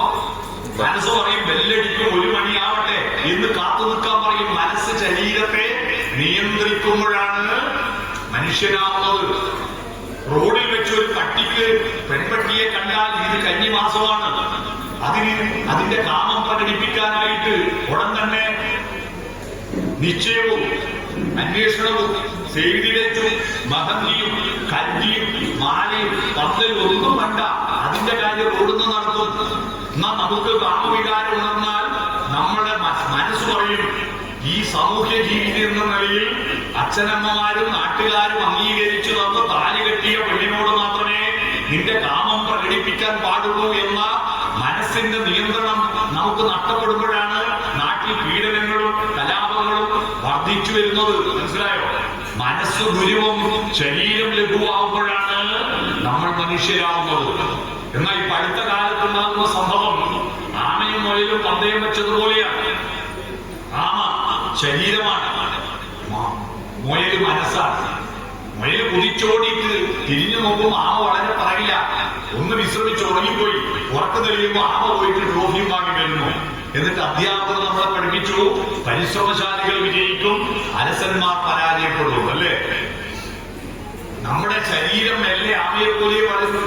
ഒരു പശു പ്രസവിച്ച പശുക്കുട്ടി അരമണിക്കൂർ കൊണ്ട് എഴുന്നേറ്റോളും. നിങ്ങൾ ആരെങ്കിലും പ്രസവിച്ചിട്ട് അരമണിക്കൂർ കൊണ്ട് ഓടിയോ? 6 മാസമായിട്ടില്ലേ കുഞ്ഞിട്ട് കിടക്കാൻ, ദോഷം മറിച്ചിടാൻ? LKG-യിൽ അംഗനവാടി പോകുമ്പോൾ 3 വയസ്സായില്ലേ? 3-ാമത്തെ വയസ്സിൽ പശു പ്രസവിച്ചിട്ട് ഒരു അമ്മയാ. നമ്മുടെ കുട്ടി കൊച്ചുമോളല്ലേ? ഇപ്പൊ അരിയിലേറിയ കുട്ടികൾ കൊച്ചുമക്കളല്ലേ? അവര് പിന്നെ അമ്മയാവാൻ എത്ര കൊല്ലം കഴിയണം? ആമയെപ്പോലെ ശരീരം, പക്ഷെ മനസ്സ് എന്തൊരു ബുദ്ധിയാണ് കുട്ടികൾക്ക്. 1-2 കുട്ടികളില്ല ഹരി എന്ന് പറയുമ്പോൾ ഹരിശ്രീ കിടന്ന ഒറ്റ പ്രശ്നം. എന്താ സ്പീഡ് കുട്ടികൾക്ക്, എന്താ ബുദ്ധി, എത്രയോ മാർക്ക്, ഭയങ്കര ബുദ്ധിയാണ് നമ്മുടെ കുട്ടികൾക്ക്. മനസ്സും മുയലിനെ പോലെ കുതിച്ചോടുക. പക്ഷേ ഈ ശരീരത്തിന്റെ രജോ ഗുണവും തമോ ഗുണവും കേറി ശരീരത്തെ നിയന്ത്രിക്കുമ്പോ മനസ്സിന് മനസ്സിന്റെ സത്വഗുണം നശിച്ചു പോകുന്നു.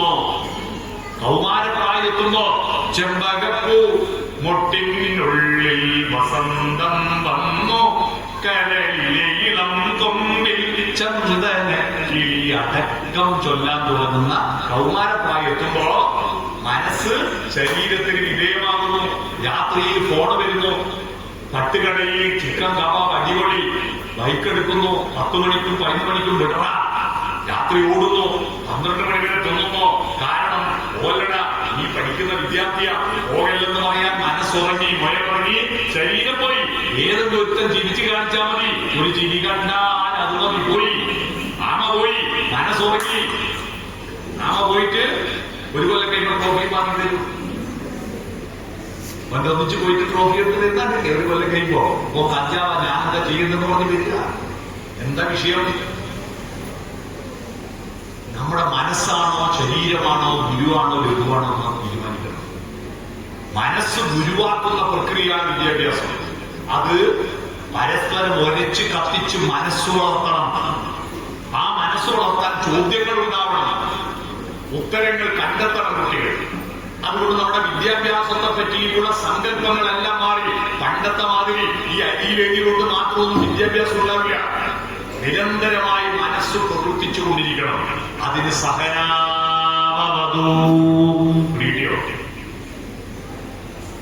അതിന് നിങ്ങൾ നിങ്ങളുടെ വീട്ടിൽ നല്ല കമ്മ്യൂണിക്കേഷൻ ചർച്ചകൾ പറയണം. സോഫ്റ്റനായ കമ്മ്യൂണിക്കേഷൻ ഉണ്ടാകണം. മനസ്സ് വളർത്തുന്ന സർവകലാശാലയുടെ പേര് കുടുംബമെന്നും ഗ്രാമമെന്നുമാണ്. സ്കൂളിൽ നിന്ന് ബുദ്ധിയെ വളർത്തുക. 3 അവസ്ഥകളുണ്ട് നമുക്ക്.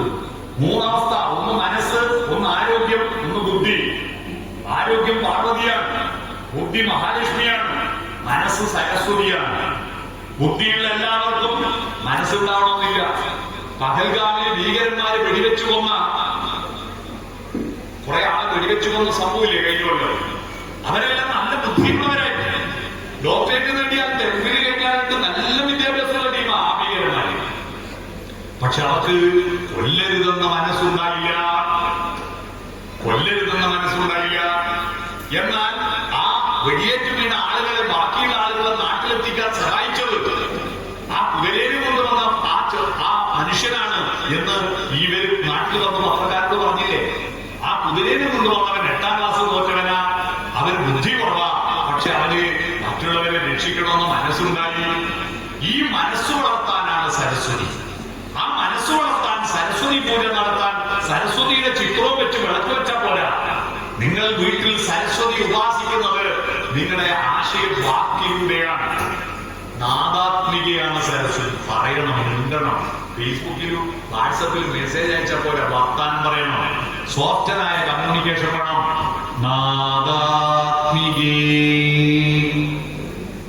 നമ്മളെ പഴയ കാട്ടാളനില്ലേ, നടാൻ തുടങ്ങിയപ്പോ നാടില്ലായിട്ട് പറഞ്ഞില്ലേ? അങ്ങനെ വീടെടുത്ത് അടുത്തിരുന്നപ്പോഴാണ് അട്ടഹാസത്തിൽ നിന്ന് ഏഹേ ഓഹോ എന്നതിൽ നിന്ന് മാറിയിട്ട് മെല്ലെ പറയാൻ തുടങ്ങിയത്. അടുത്തിരുന്നപ്പോ നാദമുണ്ടായി. ഒറ്റ നാദമായപ്പോ മനുഷ്യരുണ്ടായിട്ട് എന്ന് പറഞ്ഞാൽ ഗംഗേ മഹാമംഗളേ എന്ന് പാടുന്നതിന് പകരം ഒറ്റക്കമ്പീനാദം മാത്രം മൂളും വീണാഗാനം എന്ന മട്ടിൽ മെല്ലെ പറഞ്ഞു. നാദമുണ്ടായി. ഒച്ചയും നാദവും ഒന്നല്ല. നിങ്ങൾ രാവിലെ മക്കളെ വിളിക്കുന്നത് ഒച്ചയിലാണെങ്കിൽ അവന്റെ ഉള്ളിലെ കാട്ടാളനെയാണ് ഉണർത്തുന്നത്. നിങ്ങൾ നാദത്തിലാണെങ്കിൽ അവന്റെ ഉള്ളിലെ മനുഷ്യനെയാണ് ഉണർത്തുന്നത്. സ്കൂൾ ബസ് വരുന്ന സമയത്തില്ല, ഭക്ഷണവും വായിക്കില്ല, ചെക്കനാണ് എണീറ്റിട്ടില്ല. രാവിലെ വിളിക്കുന്ന ഇങ്ങനെയാണോ? അവന്റെ ഉള്ളതിലെ കാട്ടാളത്തെയാണോ? അവന്റെ അടുത്ത് പോയിരുന്നിട്ട് നിങ്ങൾ അറിയുമോ? ലക്ഷ്മണൻ കാട്ടാളനായിട്ട് അമ്പും കുലച്ച് ദശരഥനെ ഞാൻ കൊല്ലും, കൈകേയി ഞാൻ കൊല്ലും, അയോധ്യയ്ക്ക് ചാമ്പലാക്കുമെന്ന് പറഞ്ഞ് നിൽക്കുന്ന ഒരു സന്ദർഭമുണ്ട് രാമായണത്തിൽ. ആർക്കും അവന്റെ അടുത്ത് അടുക്കാൻ പറ്റുന്നില്ല. രാമന്റെ അഭിഷേകം തുടങ്ങിയതിൽ കുടിതനായ ലക്ഷ്മണൻ. പക്ഷെ ആരാ പോയിട്ട് സാന്ത്വനിപ്പിക്കുന്നത്? ആരുടെ അഭിഷേകമാണ് തുടങ്ങിയത്? ആ രാമനാണ് പോയിട്ട് സൗമിത്രേ കുമാരമീ കേൾക്കണം, മത്സരാദ്യം വെടിഞ്ഞെന്നുടേ വാക്കുകൾ എന്ന് പറഞ്ഞ് സാന്ത്വനിപ്പിക്കുന്നത്. അതിന്റെ കാരണം അറിയാം. രാമനെ വിളിച്ചു നടത്തിയ വിശ്വാമിത്രന്റെ നാദമാണ് കാരണം. വിശ്വാമിത്രൻ രാമനെ പോയിട്ട് പോയി രാമ, അഭിഷേകം മുടങ്ങി രാമ, കയ്യിൽ പറ്റിച്ചു രാമ എന്നൊന്നും പറഞ്ഞില്ല. വിശ്വാമിത്രൻ രാമനെ വിളിച്ചു നടത്തുന്നത് കേൾക്കാത്ത ആരെക്കൊണ്ട് ഇവിടെ? സരസ്വതീ ദേവിയുടെ ദക്ഷിണേന്ത്യയിലെ അവതാരം എന്ന് പറയാൻ പറ്റിയ സുബ്ബലക്ഷ്മിയുടെ ശബ്ദത്തിൽ, ബ്രഹ്മസുബ്ബലക്ഷ്മിയുടെ ശബ്ദത്തിൽ രാമനെ വിശ്വാമിത്രൻ വിളിക്കുന്നത് എല്ലാവരും കേട്ടിട്ടുണ്ടാവും. എന്താണ്?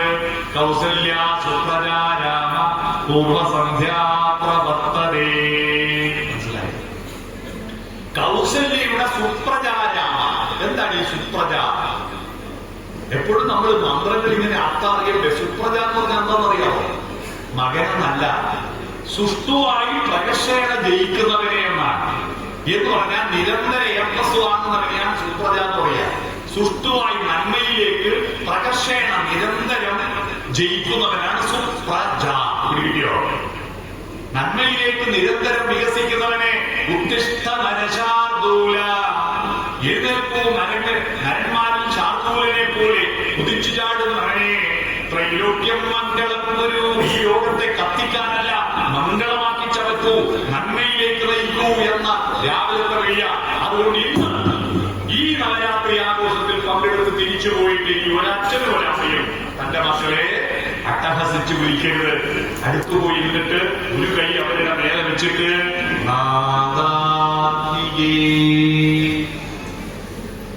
ഉടഞ്ഞാട്ടിൽ കുടികൊള്ളും മഹേശ്വരി ഗുണനറിയെന്ന് പറഞ്ഞാൽ മൂന്നാട്ടിക ഓടി ഒന്ന് വരും. എന്നാൽ കെ ജയകുമാർ എഴുതിയിട്ട് യേശുദാസും ചിത്രയും ഉടജാദ്രി കുടികൊള്ളും മഹേശ്വരി ഗുണദായിനി സർവശുഭകാരിണി. അപ്പോ കൂടിപ്പോയ മൂകാംബിക തിരിച്ചു വിളിച്ചു. നാദാത്മികേ ദേവി മൂകാംബികേ എന്ന് പാടും. നാദമാണ് പ്രധാനം. ആ നാദം സരസ്വതിയുടെ ഒരു മുലയാണ്. ആ നാദത്തിന്റെ അപ്പുറത്തെ മറ്റൊര അതിന്റെ സാഹിത്യമാണ്. വാക്കുകളുടെ അർത്ഥം അറിയണം. വാക്കുകളുടെ അർത്ഥം അറിയാതെ മന്ത്രം ചൊല്ലുന്നത് സരസ്വതിയുടെ ഒരു കൊലയും അറുത്തു മാറ്റുന്നതിന് തുല്യമാണ്. നമ്മുടെ മന്ത്രങ്ങളും പ്രാർത്ഥനകളും എല്ലാം അർത്ഥമറിയാതെയുള്ളതാണ്. അതിന്റെ ദുരന്തമല്ല, കുട്ടികൾ ഇപ്പോൾ പാട്ടുകൾ അർത്ഥരഹിതമായി പാടുന്നു. അതിന്റെ ഭീകരമായ അർത്ഥം കുട്ടികൾ തിരിച്ചറിയുന്നില്ല. ഇപ്പോ കഴിഞ്ഞ ആഴ്ച മാതൃഭൂമി പത്രത്തിൽ ഒരു വാർത്ത വന്നിരുന്നു. ആ വാർത്ത കേരളത്തിൽ ഇപ്പോ 40% ആൺകുട്ടികളും പെൺകുട്ടികളും വിവാഹം വേണ്ടെന്ന് വെക്കുന്നു. 60% മാത്രമേ വിവാഹത്തിന് തയ്യാറാകുന്നുള്ളൂ. അതിന്റെ കാരണം ഞാനൊരു 10 കൊല്ലമായി പറഞ്ഞു നടക്കുന്നുണ്ട്. ഒരു പാട്ട് മഹാ ആപത്താണെന്ന്. ഇവര് പാടിക്കൊള്ളുന്ന ഗാനമേളത്ത് പാടിക്കൊള്ളുന്ന ഒരു പാട്ടുണ്ട്, ആപത്തുള്ള പാട്ടാണെന്ന്. എന്നെ അതിന്റെ പേരിൽ ഒരുപാട് ആക്ഷേപിച്ചു. ബാംഗ്ലൂർ ഡേയ്സ് എന്ന് പറയുന്ന സിനിമയിൽ ഒരു പാട്ടുണ്ട്. ആ പാട്ടിന്റെ അർത്ഥം എന്താണെന്ന് അറിയാതെ പാടി. വിവാഹം തന്തു താലി കെട്ടിയിട്ട് നടത്തുന്ന വിവാഹമില്ലേ, മംഗല്യം തമ്പുരാനേന. തന്തു പറഞ്ഞ താലി. അങ്ങനെ നടത്തുന്ന കല്യാണം നടന്നാൽ പിന്നെ മാംഗല്യം തന്തുനാനേന, പിന്നെ ജീവിതം തുന്തനാനേന. കുട്ടികൾ പാടിയത് നിങ്ങൾ പാടുന്നതിന്റെ അർത്ഥത്തിന്റെ ആപത്ത് നിങ്ങൾ മനസ്സിലാക്കിയത്. ഒരു സ്ത്രീയും പുരുഷനും ഒത്തുചേരുമ്പോഴാണ് ഈ പ്രകൃതിയുടെ നിയമത്തിൽ അതിന്റെ സർഗാത്മകത ഉണ്ടാവുന്നത്. അതുകൊണ്ടാണ് ഓരോ സ്ത്രീയിലും ഒരു പുരുഷനുണ്ട്, ഓരോ പുരുഷനിലും ഒരു സ്ത്രീയുമുണ്ട്. അതുകൊണ്ടാണ് ആണിന് പെൺകുട്ടികളും ഉണ്ടാവുന്നത്, പെണ്ണിന് ആൺകുട്ടികളും ജനിക്കുന്നത്. അതാണ് ഭാരതത്തിന്റെ അർദ്ധനാരീശ്വര സങ്കല്പം. പുരുഷനും സ്ത്രീയും പരസ്പര പൂരകങ്ങളാണ്. അതിന്റെ പരിപൂർണതയാണ് വിവാഹം.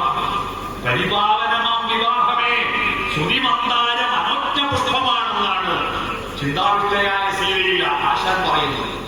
പരിപാവനമാം വിവാഹമേ ശ്രുതി വേദങ്ങളിലെ മന്ദാര മനോജ്ഞ പുഷ്പമാണെന്ന് 10,000 വർഷം തപസ് ചെയ്ത അനസൂയാദേവി 10,000 വർഷം തപസ് ചെയ്തിട്ട് കിട്ടിയ അംഗരാഗങ്ങളും മാലകളും ആടകളും പണ്ടങ്ങളും കാട്ടിൽ അവരുടെ അടുത്ത് വന്ന സീതയെ അണിയിച്ചിട്ട് മകളെ വിവാഹപ്പന്തയിൽ ഇറക്കുമ്പോൾ ഇറക്കുന്ന ഒരു രംഗമുണ്ട്. എന്തിനാ ഇറക്കിയെന്നറിയോ? അവള് പറയാ, അനസൂയാദേവി പറയാ, എനിക്ക് 10,000 വർഷം വൻതപം അനുഷ്ഠിച്ചോളാൻ ഞാൻ. പക്ഷേ സ്വന്തം മകളെ വെളിപ്പന്തലിൽ ഇറക്കുമ്പോൾ കിട്ടുന്ന ചാരിതാർത്ഥ്യം ഒരു 10,000 വർഷത്തെ തപസ്സിലും കിട്ടില്ല. അതിനു വേണ്ടിയിട്ടാണ് രാമചന്ദ്രന്റെ അടുത്തേക്ക് ഇവിടെ ഇറക്കിക്കൊണ്ടുവരുന്നത്. രാമായണത്തിലെ ഉജ്ജ്വല മുഹൂർത്തമെന്നാണ് അതിനെപ്പറ്റി പറയുന്നത്. വൈലോപ്പള്ളി ശ്രീധരമേനോൻ അതിനെക്കുറിച്ചൊരു കവിത എഴുതിയിട്ടുണ്ട്. അതിന്റെ പേര് തന്നെ ഉജ്ജ്വല മുഹൂർത്തമെന്നാണ്. ആ വിവാഹം വേണ്ട, അമ്പുനാനേന ജീവിതം കുന്തനാനേന എന്ന് പറയാൻ കാരണം ഈ പാട്ടിലെ ഈ സരസ്വതിയുടെ മുലയെ മനസ്സിലാക്കിയില്ല, സാഹിത്യം മനസ്സിലാക്കിയില്ല. അതുകൊണ്ട് ഇപ്പൊ എന്താ കല്യാണം വേണ്ട, വീടിന് ഒരുത്തനെ സംഘടിപ്പിക്കുക, വാടക വീടെടുക്കുക, ഫ്ലാറ്റ് എടുക്കുക, കുറച്ചു കാലം ഇണചേർന്ന് രമിച്ചു കൂടുക, എന്നിട്ട് മടുത്ത രണ്ട് വൈകി പോവുക. അതിനുള്ള കുട്ടികളോട്ട് അച്ഛൻ നോക്കുവോ? നിങ്ങൾ അന്വേഷിക്കേണ്ട, വെറുതെ ഇങ്ങനെ അമ്പലത്തിൽ വന്ന് പ്രാർത്ഥിച്ചു പോയാൽ പോരാ. കുടുംബ ജീവിതത്തിൽ ഭീകരമായ ദുരന്തങ്ങൾ വരാൻ പോകുന്നു. നമ്മുടെ ആൺകുട്ടികളും പെൺകുട്ടികളും സാഹിത്യം വേണ്ട അവർക്ക് വേണ്ട. അവർ കട്ടച്ചോര കൊണ്ട് ജ്യൂസ് അടിച്ച് സോഡാ സമ്പത്ത് ഇല്ലുമിനാട്ടി പാട്ടുപാടി കൊല്ലുന്നില്ലേ? പാട്ടുപാടി തോന്നില്ലേ? കട്ടച്ചോര കൊണ്ട് ജ്യൂസ് അടിച്ച് സോഡാ സമ്പത്ത്. പുരാണത്തിൽ രാക്ഷസന്മാര് ചോര കുടിച്ചിട്ടുണ്ട്. പക്ഷെ ഒരു രാക്ഷസനും കട്ടച്ചോര കൊണ്ട് ജ്യൂസ് അടിച്ച് സോഡാ സമ്പത്ത് കുടിച്ചിട്ടില്ല. പേന കത്തി കൊണ്ട് വിദ്യാരംഭം കുടിച്ചവനെ, വിരലുകൊണ്ട് അരിയിൽ വിദ്യാരംഭം കുടിച്ചവനല്ല, സ്വർണം കൊണ്ട് നാവിൽ വിദ്യാരംഭം കുറിച്ചവനല്ല, പേന കത്തി കൊണ്ട് വേറെ ആളുടെ പള്ളക്ക് വിദ്യാരംഭം കുറിച്ചവനെ നിന്നെ പടച്ചവന് 10ൽ 10 വാക്ക് പാട്ടുപാടി തുള്ളിയിലെ കുട്ടികൾ. ഈ വിദ്യാരംഭത്തിൽ നിങ്ങൾ ചോദിക്കണം കുട്ടികളോട്, കത്തിയെടുത്ത് കുത്തുന്നവനെ സൃഷ്ടിച്ച ദൈവമേ നിനക്ക് 100% മാർക്ക്, പേനയെടുത്ത് എഴുതുന്ന ദൈവമേ, നിങ്ങൾ എഴുതുന്നവനെ സൃഷ്ടിച്ച ദൈവമേ നിനക്ക് 0 മാർക്കുന്ന ദൈവം പാടുന്നതിന്റെ അർത്ഥം. ഇന്ത്യ കണ്ട ആദ്യത്തെ എയർപ്ലസുകാരനാരാണ്? ഇന്ത്യ കണ്ട എയർപ്ലസുകാരന്റെ ജന്മദിനമാണെന്ന്. എന്താ എയർപ്ലസ്? കുട്ടികൾ അറിയണം. പ്ലസ് എന്ന് പറയുന്ന ചിഹ്നത്തിന്റെ അർത്ഥം, അതിന്റെ സാഹിത്യം അറിയണം. അർത്ഥമില്ലാത്ത ഒരു ചിഹ്നവും ലോകത്തില്ല. ഇങ്ങനെയും ഇങ്ങനെയും വരയ്ക്കുന്നത് നമ്മൾ ഗ്രാഫ് വരയ്ക്കുമ്പോൾ വരച്ച എക്സും വൈയുമാണ്. എന്താണ് എക്സും വൈയും? എക്സും വൈയും ഞാൻ പറയുന്ന മന്ത്രത്തിന്റെ അടുത്ത മന്ത്രം പറയുമ്പോൾ ഞാൻ പറഞ്ഞുതരാം. സഹനാവോട് ഒരുമിച്ച് ചർച്ച ചെയ്യണമെന്ന് പറഞ്ഞില്ലേ? രണ്ടാമത്തത് സഹനവും പുലർത്തു.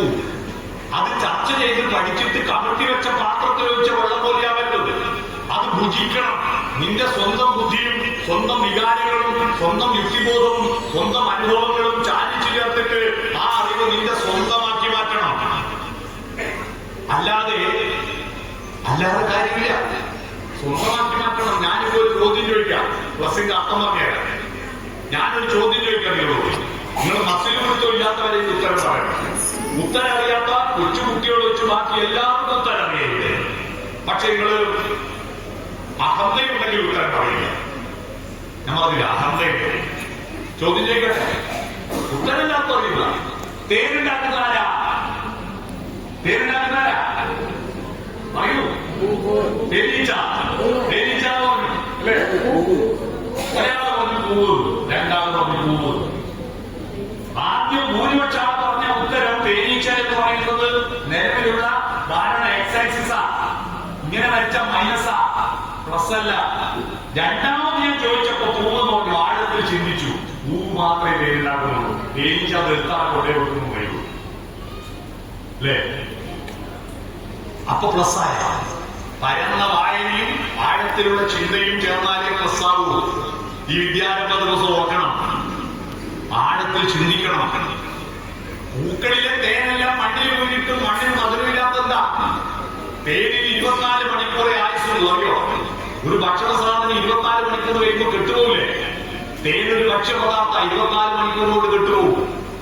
നിങ്ങളുടെ വീട്ടിൽ കൊണ്ടുവച്ച തേന് കെട്ടുപോകുന്നില്ലല്ലോ. എന്തുകൊണ്ടാ? പൂവിൽ നിന്ന് തേനീച്ച തേനെടുത്ത് അത് അപ്പടി തേത്തല്ലിൽ കൊണ്ടുപോയി വെച്ചിരുന്നത് കെട്ടുപോകും. തേനീച്ച കുടിക്കുന്നു, കുടിക്കുമ്പോൾ ദഹിപ്പിക്കുന്നു. അതിന്റെ എൻസൈം ചേർത്ത് ദഹിപ്പിച്ച തേനാണ് തേത്തല്ലിൽ കൊണ്ടുപോയി വെക്കുന്നത്. അല്ലാതെ അപ്പാട് കൊണ്ടുപോയി വെച്ചാൽ കെട്ടുപോകും. ആരാ തേനീച്ച? നമ്മുടെ കുട്ടികൾ തേനീച്ചകളാണ്. പുസ്തകങ്ങളാണ് പൂക്കള്. അതിലെ അറിവാണ് തേന്. ആ അറിവെടുത്തിട്ട് കുട്ടി നേരെ ഇവിടെ കൊണ്ടുപോയി വെക്കരുത്. അത് സ്വന്തം ബുദ്ധി ചാലിക്കണം. സ്വന്തം ആ ബുദ്ധിയില്ലാത്തോ അന്തമേ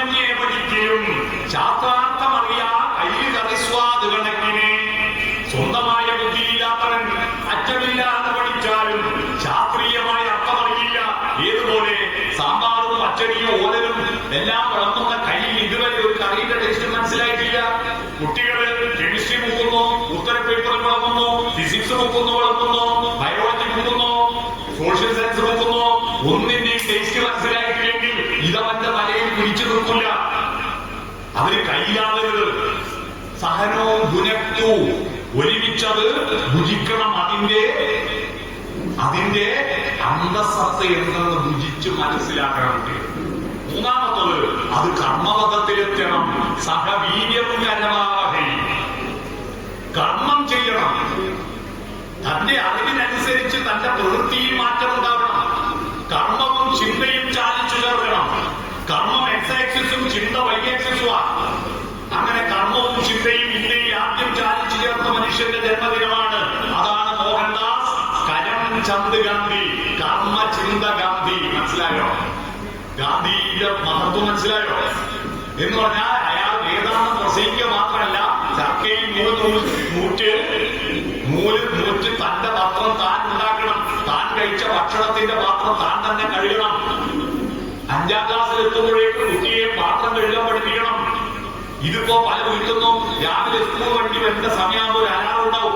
എന്റെ വാട്ടർ ബോട്ടില്, എന്റെ ബാഗ്, എന്റെ ട്രൗസറ്, എന്റെ കുപ്പായോ, അച്ഛനും അമ്മയും എല്ലാം ഇത് എടുത്തിട്ട് സ്വന്തം ട്രൗസർ ഇടാൻ വരെ തയ്യാറാവില്ല കുട്ടി. കട്ടുമോ കേറും. അടക്കം വിളിക്കുമ്പോ ചാക്ക് പിടിച്ചു കൊടുക്കുമ്പോൾ അമ്മ താഴെന്ന് വിളിക്കും. ചാടിക്കോന്ന് പറയും. ചാടി എല്ലാം കെട്ടി ബഹിരാകാശ യാത്രയെ റോക്കറ്റ് കയറ്റുപോലെ ബസ്സിൽ അന്ന് തള്ളി കയറ്റിയാൽ ഇന്നത്തെ നാളെ എന്ന് പറയുന്നത് വിഡിത്തമാണ്. 5ാം ക്ലാസ്സിൽ എത്തുമ്പോഴേക്ക് ഒരു കുട്ടിക്ക് അവനവന്റെ ഡ്രസ് ഇടാനും അവനവന്റെ വാട്ടർ ബോട്ടിൽ എടുത്തു വെക്കാനും അവനവന്റെ ഭക്ഷണം പൊതിഞ്ഞു വെക്കാനും പഠിപ്പിക്കണം. 7ാം ക്ലാസ്സിൽ എത്തുന്ന ഒരു കുട്ടി അവനവന്റെ അണ്ടർവെയറൊന്നും അലക്കുന്നില്ലെങ്കിൽ ആ അമ്മ തെറ്റാണ് കുട്ടിയോട് ചെയ്യുന്നത്. അണ്ടർവെയറൊന്നും അലക്കാൻ പഠിപ്പിക്കണം കുട്ടികളെ. കർമ്മ മണ്ഡലത്തിലേക്ക് കൊണ്ടുപോകണം കുട്ടികൾ. കാരണം നിങ്ങൾ അച്ഛനമ്മമാർ എല്ലാ കാലവും കുട്ടികളുടെ കൂടെ തന്നെ പോവോ? അപ്പൊ പലയിടങ്ങളിൽ പോയാൽ അവനൊന്നും ചെയ്യാതെ നട്ടം തിരിയും. അവന് സ്വയമായി അതിജീവിക്കാൻ കഴിയണം. പ്രതിസന്ധികളിൽ മുറിച്ചു കടക്കാൻ പഠിക്കണം. വൈലോപ്പള്ളി ശ്രീധരമേനോന്റെ എല്ലാ കുട്ടികൾക്കും വേണ്ടിയിട്ടുള്ള ഒരു കവിതയും കേട്ടിട്ടുണ്ടോ? ഏത് ദൂസര സങ്കല്പങ്ങളിൽ വളർന്നാലും, ഏത് യന്ത്രവൽകൃത ലോകങ്ങളിൽ പുലർന്നാലും, മനസ്സിലുണ്ടാവട്ടെ ഗ്രാമത്തിൻ വിശുദ്ധിയും മണവും മമതയും ഇത്തിരിക്കൊന്ന പൂവും. നീ ഏത് വലിയ ജോലി, ഏത് വലിയ യന്ത്രത്തിൽ വ്യവസായ മേഖലയിൽ പോയാലും നിന്റെ ഗ്രാമവുമായിട്ട് ബന്ധം വേണം കുട്ടിയെ. നാട്ടിലെ ഇടവഴികളും നടവരമ്പുകളുമായിട്ട് കുട്ടിക്ക് ബന്ധം വേണം. അതിന്റെ നന്മയും മണവും മമതയും ഉണ്ടാവണം. കൂട്ടത്തിൽ അല്പം ഇത്തിരി കൊന്നപ്പൂവ് ഉണ്ടാവണം. എന്താ കൊന്നപ്പൂവ് പറഞ്ഞത്? എന്തുകൊണ്ട് ചെണ്ടട്ടി പൂവെന്നോ താമര പൂവെന്നോ കല്ലിയ പൂവെന്നോ അറിയാതെ വൈലോപ്പള്ളി എന്തുകൊണ്ട് കൊന്നപ്പൂവ് പറഞ്ഞതെന്ന് അറിയണ്ടേ? മറ്റെല്ലാ പൂക്കളും ഈർപ്പമുള്ളപ്പോ മണ്ണിൽ നനവുള്ളപ്പോ വിരിയുന്ന പുഷ്പങ്ങളാ. എന്നാ കൊന്നപ്പൂവ് എപ്പോ വിരിയുന്ന? വേനൽ ചൂടിൽ ഒഴുകിയ മണ്ണിൽ വേരിറങ്ങി കഴിക്കുന്ന പൂത്തു. കത്തിജ്വലിക്കുന്ന വേനലിൽ മണ്ണ് മുഴുവൻ വെന്ത് വറുത്തു നിൽക്കുമ്പോ ആർദ്രതയുടെ കടങ്ങൾ അന്വേഷിച്ചു പോയി എടുത്തുകൊണ്ടുവന്ന് സ്വർണം ചാലിച്ച് നിറം ചാർത്തിച്ച് പൂക്കൾ വിരിയുന്ന കൊന്നപ്പൂവാണ് നമ്മുടെ മോട്ടിവേറ്റർ. എന്താ? പ്രതിസന്ധിയിലും പുഞ്ചരിക്കാൻ പഠിക്കും കുട്ടികൾ. പ്രതിസന്ധി ഉണ്ടാവുമ്പോ അമ്മയെ അച്ഛാന്ന് പറഞ്ഞ് നിലവിളിക്കാറില്ല, അതിജീവിക്കാൻ കുട്ടികളെ പഠിപ്പിക്കും. അതാണ് കർമ്മമണ്ഡലത്തിലേക്ക് വരണം. ആ കർമ്മവും ചിന്തയും ചാലിച്ചു ചേർക്കണം. പണിയെടുക്കണമെന്ന് കുട്ടികളുടെ ധാരണ ഇപ്പോ www.com എന്ന് വെച്ചാൽ മസാല ദോശ ഡൗൺലോഡ് ആവുന്ന ഇല്ല. ഈ കാണായ ജനത്തിനൊക്കെ തിന്നണ്ടേ? തപസ് ചെയ്ത ആട്ടിടേന്റെ കഥ നിങ്ങളെല്ലാം കേട്ടതല്ലേ? അത് കേൾക്കാത്ത ആളിവിടെ വളരെ അപൂർവമുണ്ടാവും. തപസ് ചെയ്ത ആട്ടിടേന്റെ പാട്ട് കേട്ടിട്ടുണ്ടോ? ചെമ്പക പൂങ്കാവനത്തിലെ പൂമരച്ചോട്ടി പണ്ടൊരിക്കലൊരാട്ടിടയൻ തപസ്സിരുന്നു. വിണ്ണിൽ നിന്നും വന്നിറങ്ങിയ ഭഗവാനപ്പോൾ ഒരു ചന്ദനത്തിൻ മണി വീണ അവനും നൽകി. ഇന്നാണെങ്കിൽ ആപ്പിൾ ഫോൺ നൽകി എന്ന് പറഞ്ഞാൽ വീണ കൊടുത്തിട്ട് കാര്യമില്ല. തന്റെ സ്വപ്ന ശതങ്ങളാം തന്ത്രികൾ കെട്ടി അതിൽ സുന്ദര പ്രതീക്ഷകൾ തൻ ചായം പൂരട്ടി. ആ തലയ്ക്കും ഹൃദയത്തിൽ തുളുമ്പിയ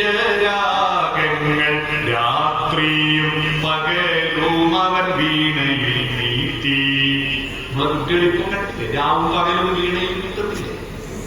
ആ മധുര സംഗീതത്തിൻ ലഹരിയാലെ സ്വന്തം ഭൂമി ദേവിയെ പാവം മറന്നുപോയി. ശ്യാമളമാഭൂമിയാകെ പാഴ്മരുവായി മാറിപ്പോയി. പാവമപ്പോൾ പശിയാലെ പാട്ടു നിർത്തി. ദിവസവും വീണയും കൊണ്ട് ഇരുന്നപ്പോ ഭൂമി മരുഭൂമിയായി. അപ്പൊ തിന്നാനൊന്നും കിട്ടാതെ പശി വിശപ്പ് വന്നപ്പോ പാട്ട് നിർത്തിയിട്ട് കാത്തു നിൽക്കുമ്പയിൽ കലപ്പയൂന്നി സ്വന്തം വേർപ്പു കൊണ്ടു വിതയ്ക്കുവാൻ അവനിറങ്ങി. എന്നുമെന്നും സമൃദ്ധികൾ പൊന്മണികൾ വിളയിക്കാൻ മഞ്ഞിതിന്റെ മകനായിട്ടവനിറങ്ങി. അതാണ് ഇന്നലത്തെ ആയുധപൂജ. മനസ്സിലായത്? ആയുധപൂജ എന്ന് പറഞ്ഞാൽ വേറെ ആളെ കുത്തിക്കൊള്ളുന്ന ആയുധം പൂജിക്കലല്ല. കലപ്പ പൂജിക്കുക, വാഹനം പൂജിക്കുക, നിങ്ങളുടെ കൊടുവാടും കൈകോട്ടും എല്ലാം പൂജിക്കുക. പണിയെടുക്കാൻ യന്ത്രങ്ങൾ വേണം. യന്ത്രങ്ങൾ ലോകം കണ്ടെത്തിയ ദൈവം. ലോകത്തിൽ യുഗത്തിന്റെ ആരംഭമാണ് പരശുരാമൻ എന്ന അവതാരം. വെള്ളത്തിലുണ്ടായ ജീവൻ മത്സ്യം, വെള്ളത്തിലും കരയിലും ജീവിക്കുന്ന ജീവൻ ആമ, കാട്ടിലെ ജീവൻ പന്നി, മരത്തിലെ ജീവൻ നരസിംഹം. മുഖം കണ്ട സിംഹം, ഉടല് കണ്ട നരൻ. അത് കഴിഞ്ഞിട്ട് പനിയോലകൾ കൊണ്ട് ഉപകരണം ഉണ്ടാക്കിയ ജീവൻ, ഓലക്കൊടിയേന്തിയ വാമനൻ. അളവും തൂക്കവും എന്റെ കാലഘട്ടം 3 അടി അളന്നവൻ. അന്ന് മുതൽ അളക്കാൻ തുടങ്ങിയത്. അത് കഴിഞ്ഞിട്ടാണ് മണ്ണിന്റെ അടിയിൽ നിന്ന് ഇരുമ്പയിൽ മുക്കിയെടുത്തിട്ട് അത് ഉരുക്കി മൂശയിൽ ഒഴിച്ചിട്ട് അതിനെ കൊണ്ട് ഒരു ഇരുമ്പിന്റെ ഒരു കത്തിയും മരത്തിന്റെ ഒരു തള്ളയുണ്ടാക്കിയപ്പോഴാണ് മനുഷ്യന് മരം മുറിക്കാൻ അധിവാസം ആരംഭിച്ചത്. പരശുരാമൻ കേരളത്തിൽ വന്ന് ആട് വയ്ക്കപ്പെടാം മനുഷ്യന്മാർ അധിവസിച്ചത്. അതുകൊണ്ടാണ് പരശുരാമൻ കേരളം ഉണ്ടാക്കിയെന്ന് പറയുന്നത്. മനസ്സിലായോ? ആയുധം കണ്ണാന്നൊരു പഴയ മാധുരിയുടെ പാട്ട് കേട്ടിട്ടുണ്ടോ? ദേവി കന്യാകുമാരി എന്ന് പറഞ്ഞ സിനിമയിൽ കണ്ണാലിയ കണ്ണാ പാലാഴി തീരയിലൊഴുകും ആലിയ കണ്ണാ ഞാനൊരു കണ്ണി മുക്കുവ പെണ്ണ് എന്റെ തോണിയിലെ പൊന്നു വേണോ പൊന്ന് എന്നൊരു പാട്ട്. അതിൽ മത്സ്യാവതാരത്തെ പറ്റി പറയുന്നത് നീ പണ്ടൊരു പൂത്തിമിങ്കിലമായി അന്ന് നിന്റെ യൗവനം തുഴഞ്ഞു വന്നു നീരാഴി. അത് പരശുരാമനെ പറ്റി പറയുന്നത് നീ പണ്ടൊരു മുനികുമാരനായി അന്ന് നിന്റെ വെൺമഴു പറന്നു വീണ നീരാഴി. നിന്റെ അർത്ഥം അറിയണം, സാഹിത്യം അറിയണം. സാഹിത്യം അറിയണം. കർമ്മം അതാ സഹവീര്യം കരവാവകൈ. ഈ 3 പ്രക്രിയ ഉണ്ടാകുമ്പോൾ നിങ്ങളുടെ മനസ്സിൽ ചർച്ച ചെയ്തിട്ട് ഒരുമിച്ചിരുന്ന് ചിന്തിക്കുകയും പഠിക്കുകയും ചെയ്യുക. അത് അതിന്റെ അന്തരാർത്ഥം നമ്മുടെ സ്വന്തം യുക്തിയും ബുദ്ധിയും ഉപയോഗിച്ചിട്ട് ഭുജിക്കുക. അത് കർമ്മപഥത്തിൽ എത്തിക്കുമ്പോ നിങ്ങളുടെ മനസ്സിലൊരു പ്രകാശം ഉണ്ടാവും. ആ പ്രകാശത്തെയാണ് ഈ നവരാത്രിയിൽ പൂജിക്കുന്നത്. തേജസ്വിനാവധീതമസ്തു. ആ തേജസ്സാണ് നമുക്ക് വരുന്നത്. അതുണ്ടായാൽ ഒരാളോട് വിദ്വേഷം ഉണ്ടാവും. നാവിന്തുമ്പത്ത് അന്ധകാരക്കാരം ചിലപ്പോ രാവിലെ ഇരുട്ടല്ലേ, രാവ് രാത്രി. ആ രായെ പുറത്തേക്ക് കളയാൻ നിങ്ങളുടെ ആത്മശക്തി അകത്തു നിന്ന് ഈ കുണ്ടലിനിയിൽ നിന്ന് പുറപ്പെടുന്ന ഒരു അക്ഷരം അറിയാമോ? ആ അക്ഷരത്തിന്റെ പേര് മഹാപ്രാണമെന്നാണ്. മഹാപ്രാണം. മഹാപ്രാണം എന്ന അക്ഷരത്തിന്റെ പേരറിയാമോ? മലയാള ഭാഷയിലെ 51 അക്ഷരങ്ങൾക്ക് ഓരോ അക്ഷരത്തിന് ഓരോ പേരുണ്ട്. വെറുതെ ഒരു അക്ഷരമല്ല, ആ ഈ 3 ഉച്ചാരണമാണ്. അതിനെല്ലാം പേരുണ്ട്. മഹാപ്രാണം എന്ന അക്ഷരം ഏതാണെന്നറിയോ? ഹ വന്നിട്ട് രായെ പുറത്തേക്ക് തള്ളണം. അതിനാണ് കുട്ടികളെ കൊണ്ട് ആദ്യം ഹ വന്ന് രായെ പുറത്തേക്ക് തടയാൻ ഹരി എന്നോ ഹരി എന്ന് എഴുതിക്കുന്നതിന്റെ അർത്ഥം മനസ്സിലായോ? നമ്മുടെ നാവിൻ തുമ്പത്തുള്ള വികല സരസ്വതിയെ പുറത്തു കളയണം. ഹരി. നമ്മുടെ ഉള്ളിൽ എന്തെങ്കിലും തോന്നിയാസങ്ങൾ മനസ്സിൽ വരുമ്പോഴാണ് ഹരേന്ന് ജപിക്കുന്നത് കേട്ടോ. ഹരേന്ന് ജപിക്കുന്നത് ആ വന്നിട്ട് രായെ പുറത്തു കളിയ. പിന്നെ എന്താ? നമ്മുടെ മനസ്സിൽ പ്രകാശം വരണം. അതാണ് ശ്രീ ഹരി കഴിഞ്ഞാൽ ശ്രീ എന്ന് പറഞ്ഞാ കൃഷ്ണൻ. വെറും കൃഷ്ണനല്ല, ശ്രീ ചേർന്നപ്പോഴാണ്, ഐശ്വര്യം ചേർന്നപ്പോഴാണ് കൃഷ്ണൻ മഹാനായത്. അതാ ശ്രീകൃഷ്ണനായത്. രാമൻ വെറും രാമനല്ല, ശ്രീ ചേർന്നപ്പോഴാണ് ശ്രീരാമനായത്. ശ്രീ വേണം, അത് പ്രകാശമാണ്. അതാ ഹരിശ്രീ. പിന്നെ കൂട്ടമൈമ വേണം, ഗണബോധം വേണം. നമ്മളൊന്നും ഒറ്റക്കൊറ്റക്കൊന്നും ഉണ്ടാക്കിയിട്ടില്ല, എല്ലാവരും ചേർന്നിട്ട് ഇതെല്ലാം ഉണ്ടാക്കിയത്. ആ സാമൂഹ്യ ബോധം വേണം. ആ സാമൂഹ്യ ബോധത്തിനാണ് 26 ഇംഗ്ലീഷ് അക്ഷരങ്ങളിൽ എക്സും വൈയും മാത്രം പ്ലസ് പഠിപ്പിച്ചത്. ഒരക്ഷരം ബാക്കിയിട്ടല്ലോ. അവസാനത്തെ 2 അക്ഷരം എക്സും വൈയും അല്ലല്ലോ, വൈയും സെറ്റും അല്ലേ. പിന്നെന്താ എക്സും വൈയും? സെറ്റ് എവിടെ? ആ സെറ്റ് വേണം.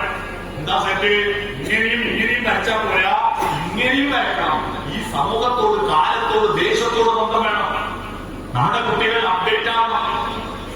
കഴിഞ്ഞ ദിവസം കണ്ണൂർ ജില്ലയിൽ ലീഡ് ബാങ്കിന്റെ മാനേജർമാരുടെ സമ്മേളനത്തിൽ ഞാൻ പങ്കെടുത്തു. ആ സമ്മേളനത്തിൽ നടന്ന ചർച്ചയിൽ 1300 കോടി രൂപയാണ് കണ്ണൂർ ജില്ലയിൽ അവകാശികളില്ലാതെ ബാങ്കിൽ കെട്ടിക്കിടക്കുന്നത്. അറിയോ? 1300 കോടി രൂപയാണ്. ഇതോടെ അച്ഛനും അമ്മയെല്ലാം സമ്പാദിച്ച് മക്കളെ നല്ലോണം പഠിപ്പിച്ചു. ഇവരങ്ങ് പോയി ഗൾഫിലും കാനഡയിലും ലണ്ടനിലൊക്കെയാണ്. ഇവരെ ബാങ്കിലിട്ട പൈസ ഇവര് മരിച്ചു പോയപ്പോ ഇവരെ പൈസ ഇവരിക്കുള്ള അറിയില്ല. ആ എന്തിനെ വിളിച്ച സമ്പാദിച്ച് കുട്ടികൾക്ക് വരുന്നുമില്ല. ഈ പൈസയും വെറുണ്ടാക്കി കൊട്ടാരമുള്ള വീടും. എന്നാൽ കണ്ണൂർ ജില്ലയിൽ 1300 കോടിയാണ്. എന്നാൽ പത്തനംതിട്ടയിൽ മാത്രം 9000 കോടി രൂപയുണ്ട് ബാങ്കിൽ അനാഥമായി കിടക്കുന്നത്. കാരണം സാമൂഹ്യ ബോധവും നാടും വീടുമായിട്ട് കുട്ടികൾക്ക് ബന്ധമില്ല. നാടും വീടുമായിട്ട് ബന്ധമില്ല. എന്തിനാ പഠിക്കുന്നത്? ജോലി കിട്ടാൻ. ജോലി കിട്ടിയിട്ടോ ശമ്പളം വാങ്ങാൻ. ശമ്പളം വാങ്ങിയിട്ടോ കൊട്ടാരത്തുള്ള വീടെടുക്കാൻ. വീടെടുത്തിട്ടോ ആന മതിൽ കെട്ടാൻ. എന്നിട്ട് റിമോട്ടിന്റെ ഗേറ്റ് പിടിപ്പിക്കും. എന്നിട്ട് കുറെ ചെടി വാങ്ങി വളർത്തും. ആന കാണാൻ നാട്ടുകാർ കാണാൻ പോകില്ല. മതിൽ കെട്ടിയിട്ടുണ്ട്. വീട്ടുകാർ കാണോ? ഇല്ല. പാല് തുറക്കില്ല. എല്ലാ വീടിന്റെ പാത കടന്നിട്ടല്ലേ തുറന്നു വെച്ച വീടുണ്ടോ? ഇവര് കാണുകയില്ല, നാട്ടുകാരെ കാണാൻ പറ്റില്ല. ഇനി എന്ത് കുടുംബത്തിനായി ചെടി വാങ്ങി പോയിട്ടും ഒരു പൂക്കളോട് സമ്മതിക്കാൻ കുട്ടികളെ കൂടി പോവോ? എന്നിട്ട് മനുഷ്യനിൽ വിശ്വാസമില്ലായിട്ട് പട്ടിയെ വാങ്ങിപ്പോയിട്ട് അന്യ വിശ്വാസവും. എന്നിട്ട് രാത്രി 9:30 മണിക്ക് ഗേറ്റ് തുറക്കുന്നത് ഈ നായനെ പോകാൻ ഉണ്ടാക്കാൻ മാത്രം ഗേറ്റ് തുറക്കുന്ന കുറെ കഴുകുകളുണ്ട്. മനുഷ്യരുമായിട്ട് ഒരു ബന്ധമില്ലാത്ത ആ സാമൂഹ്യ ബോധം കുട്ടികൾക്ക് ഉണ്ടാകണം. അതാ എക്സും വൈയും സെറ്റും ഉണ്ടാവണം. അതാ തേജസ്വിനാവതീന വസ്തു, പ്രകാശം ഉണ്ടാവണം. ആ പ്രകാശം ഉണ്ടായാൽ വിദ്വേഷം ഉണ്ടാവില്ല. വിദ്വേഷമില്ലാത്തൊരു ലോകമുണ്ടാകും, വെറുപ്പില്ലാത്തൊരു ലോകമുണ്ടാകും. ഇപ്പൊ നോക്കൂ, അക്ഷരങ്ങൾ എന്തിനാ ഉണ്ടാക്കിയത്? അക്ഷരങ്ങൾ നാദത്തിലാണല്ലോ അക്ഷരം ഉണ്ടായത്. ആ നാദത്തിന്റെ ഒരു പ്രശ്നം അറിയാമോ? നാദം ഉണ്ടാവുമ്പോൾ തന്നെ ഇല്ലാതാവും. ഇപ്പോഴാണല്ലോ ഈ മൊബൈലിൽ മറ്റു റെക്കോർഡിംഗ് കൊടുക്കുന്നത്. പണ്ട് എന്റെ ശബ്ദം അവിടെ തന്നെ ഇല്ലാതാവും. ആ ശബ്ദം ദൂരെയുള്ള അറിയിക്കാൻ എന്താ പറഞ്ഞത്? ദൂരെയുള്ള ആളുകളെ അറിയിക്കാൻ. എനിക്ക് ശേഷം 1000 കൊല്ലം കഴിഞ്ഞിട്ട് എന്റെ ആശയങ്ങൾ അറിയിക്കാൻ എന്താ പറഞ്ഞത്? വാൽമീകിയും വ്യാസനും തന്റെ മനസ്സിലുള്ള കഥകളും വികാരങ്ങളും തത്വശാസ്ത്രവും ലോകത്തെ അറിയിക്കാൻ എന്തെന്ന് മാർഗമെന്ന് ചിന്തിച്ച് നടക്കുമ്പോ ഒരു പക്ഷി ഒരു തൂവലിട്ട് കൊടുക്കും. ഈ തൂവൽ എന്തിനാണ് എന്ന് ചോദിച്ചപ്പോ പക്ഷി ചിറകടിച്ച് ചെലച്ചിട്ട് ഈ കവിയോട് പറഞ്ഞു, നിന്റെ മനസ്സിലുള്ള ആശയങ്ങൾ എഴുതാനുള്ള തുല്യമാണ്. അത് മഷിയെ മുക്കി എഴുതും. അതിന് മഷി എവിടെ? അപ്പൊ കദളിച്ചെടിയുടെ ഇലകൾ കാറ്റത്ത് ഇങ്ങനെ ആടിയപ്പോ ഈ കവി എന്നെ വിളിച്ചതാണ്.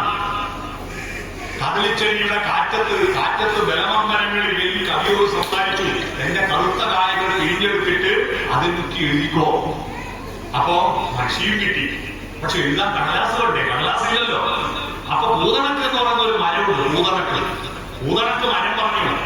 അതിന്റെ സംസ്കൃതത്തിൽ പൂതണക്കിന്റെ പേര് ഭൂജവൃക്ഷം എന്നാട്ടോ. പൂതണക്ക് മരം പറഞ്ഞു, എന്റെ തൊലി കിഴങ്ങിന്റെ തൊലി പോലെ, മരച്ചീനിന്റെ തൊലി പോലെ തലയെട്ടി പൊളിച്ചെടുക്കാം.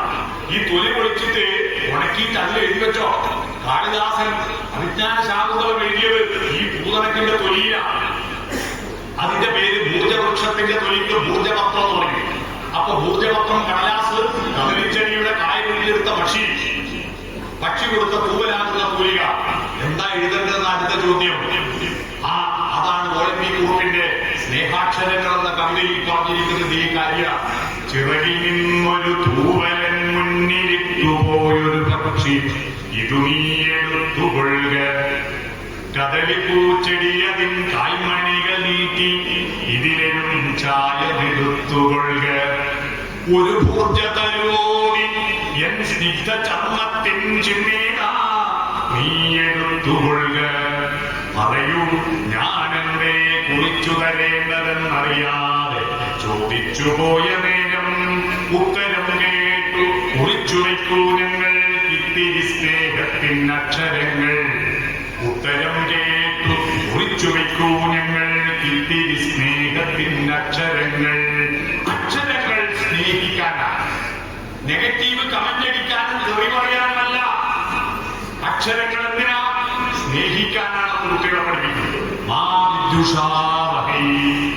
ആ വിദ്വേഷരഹിതമാകണമെങ്കിൽ നമ്മുടെ കുടുംബത്തിലുള്ള ആശയവിനിമയം സോഫ്റ്റനാവണം. അങ്ങനെ അങ്ങ് എഴുതി വെച്ച അക്ഷരങ്ങളാണ് പുസ്തകങ്ങളായത്. ആ പുസ്തകങ്ങളെ പൂജിക്കണം. മനസ്സിലായോ? അറിവിനെ പൂജിക്കുന്നു, അക്ഷരത്തിനെ, ആയുധത്തെ പൂജിക്കുന്നു, പുസ്തകങ്ങളെ പൂജിക്കുന്നു. നവരാത്രിയുടെ സങ്കല്പം മനസ്സിലാവുന്നുണ്ടോ? ഈ പൂജിച്ച അക്ഷരങ്ങൾ നമ്മുടെ വീട്ടിൽ കണ്ടനാളത്തിലൂടെ സോഫ്റ്റനായി ഉച്ചരിക്കാനുള്ള മാർഗം. അതിനുള്ളൊരു സൂത്രം പറഞ്ഞിട്ട് എന്റെ പ്രസംഗം ഞാൻ നിർത്താം.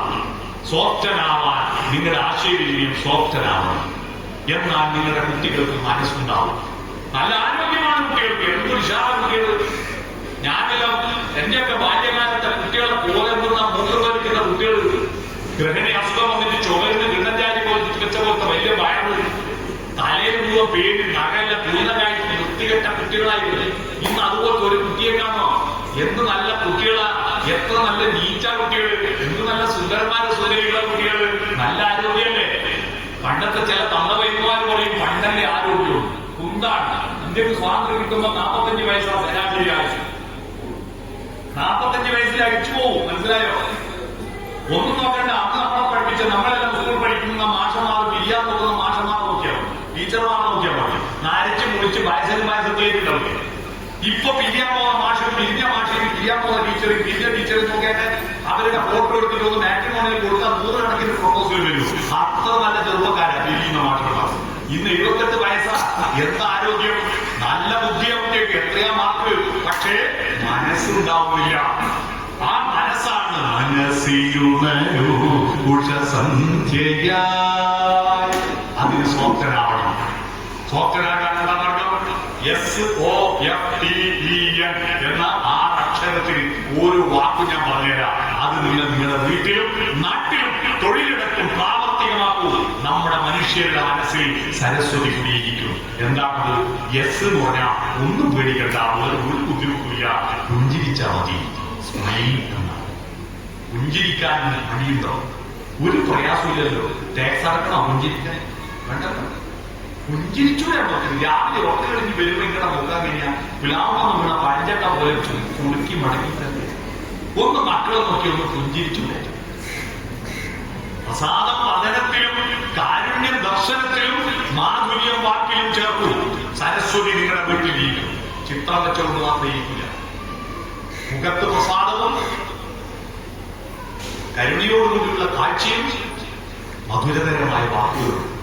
പുഞ്ചിരിക്കും. എന്റെ നാട്ടിൽ ഒക്ടോബർ 1 ഇന്നലെ എന്റെ നാട്ടിൽ ഒരു വയോജന സംഗമം സംഘടിപ്പിച്ചു. സ്കൂളിൽ വയോജന സംഗമം. അപ്പൂപ്പനും അമ്മൂമ്മയോട് വരാൻ പറഞ്ഞു കുട്ടികൾ. ഒരുപാട് ആളുകൾ വന്നു. കുട്ടികൾ അപ്പുറത്തിരുത്തി. ഹെഡ് ടീച്ചർ പ്രസംഗിക്കുക, മക്കളെ ഇവരെ സ്നേഹിക്കണം, സഹായിക്കണം, പരിഗണിക്കണം കേട്ടോ. എന്നിട്ട് ടീച്ചർ ഒരു ഉദാഹരണം പറഞ്ഞു. പഴുത്ത പ്ലാവിലെ വീഴുമ്പോ പച്ചപ്ലാവിലെ ചിരിക്കും. പക്ഷെ പച്ചപ്ലാവിൽ ഇതുപോലൊരു കാലം പഴുത്തു വീഴും, അതുകൊണ്ട് ചിരിക്കല്ലേ. അപ്പൊ വിനീത് എന്ന് പറഞ്ഞ ഒരു 6ാം ക്ലാസ്സുകാരെ കുഞ്ഞിമോനൊരു സംശയം ചോദിച്ചു. എന്താ ടീച്ചറിന്റെ ഒരു സംശയം? എന്താ, പഴുത്ത പ്ലാവിലെ വീഴുമ്പോ പച്ചപ്ലാവിലെ ചിരിക്കാതിരുന്നാൽ പഴുക്കാൻ കിട്ടുമോ? എന്തായാലും കുഴപ്പമില്ലേ, ഇത് ചിരിക്കുന്നല്ലേ നല്ലത്. ഇപ്പൊ നിങ്ങളെല്ലാം ചിരിച്ചില്ലേ? എല്ലാരും ചിരിച്ചില്ല. ഒരു 5-6 ആളെ ചിരിച്ചില്ല. ഞാൻ നോക്കി കണ്ടു. 5-6 ആളെ ചിരിച്ചില്ല. അവര് ദേവി ഇതിട്ട് ഇന്നെ പോയിട്ട് ECG എടുത്ത് നോക്കുന്നുണ്ട്. ചിരിക്കുലെങ്കിലും ബ്ലോക്കായിരുന്നു. ഒന്ന് പുഞ്ചിരിക്കും മനുഷ്യന്മാരെ. നമുക്ക് മാത്രമേ പുഞ്ചിരിക്കാൻ അറിയൂ.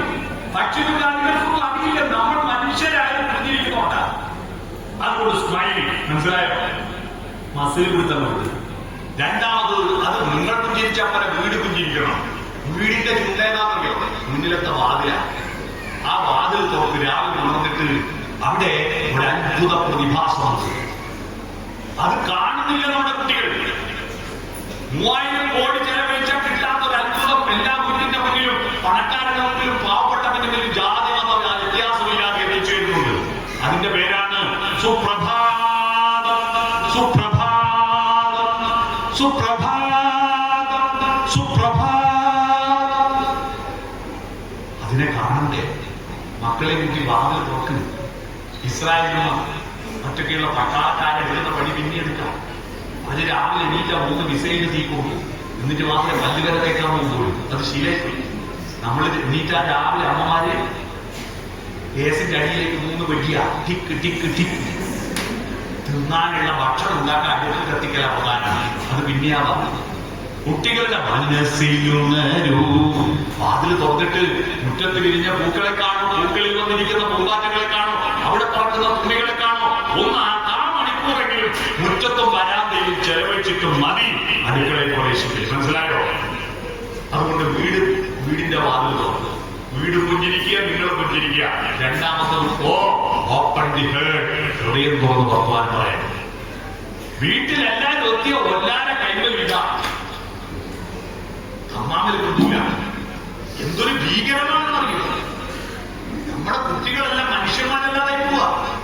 അതുകൊണ്ട് രാത്രി എല്ലാവരും വീട്ടിലെത്തിയാൽ നിങ്ങളുടെ മൊബൈൽ ഫോൺ അച്ഛനും അമ്മയും ആദ്യം വെക്കണം. കുട്ടികൾ അച്ഛനും അമ്മയും എപ്പോ മൊബൈലിൽ, കുട്ടികൾ മൊബൈൽ എടുക്കുന്ന ചോദിച്ചേ ടീച്ചറേ മൊബൈലിൽ കളി. എപ്പോ സ്കൂൾ പോയിട്ട് പരാതി പറയുന്ന വിദ്വാന്മാർ വിവരിച്ചിട്ട് മാത്രമാണ്. അച്ഛനും അമ്മയും മക്കളും എല്ലാം മൊബൈൽ ആപ്പ് വെച്ച് കൂട്ടുക, TV കൂട്ടുക, എന്നിട്ട് വട്ടത്തിൽ ഇരുന്നിട്ട് പോസിറ്റീവായി വർത്താനം പറയണം. അല്ലാതെ അതാര പോകുന്നത് ആരാണ് മഹാകുട്ടിയത്തോടെ.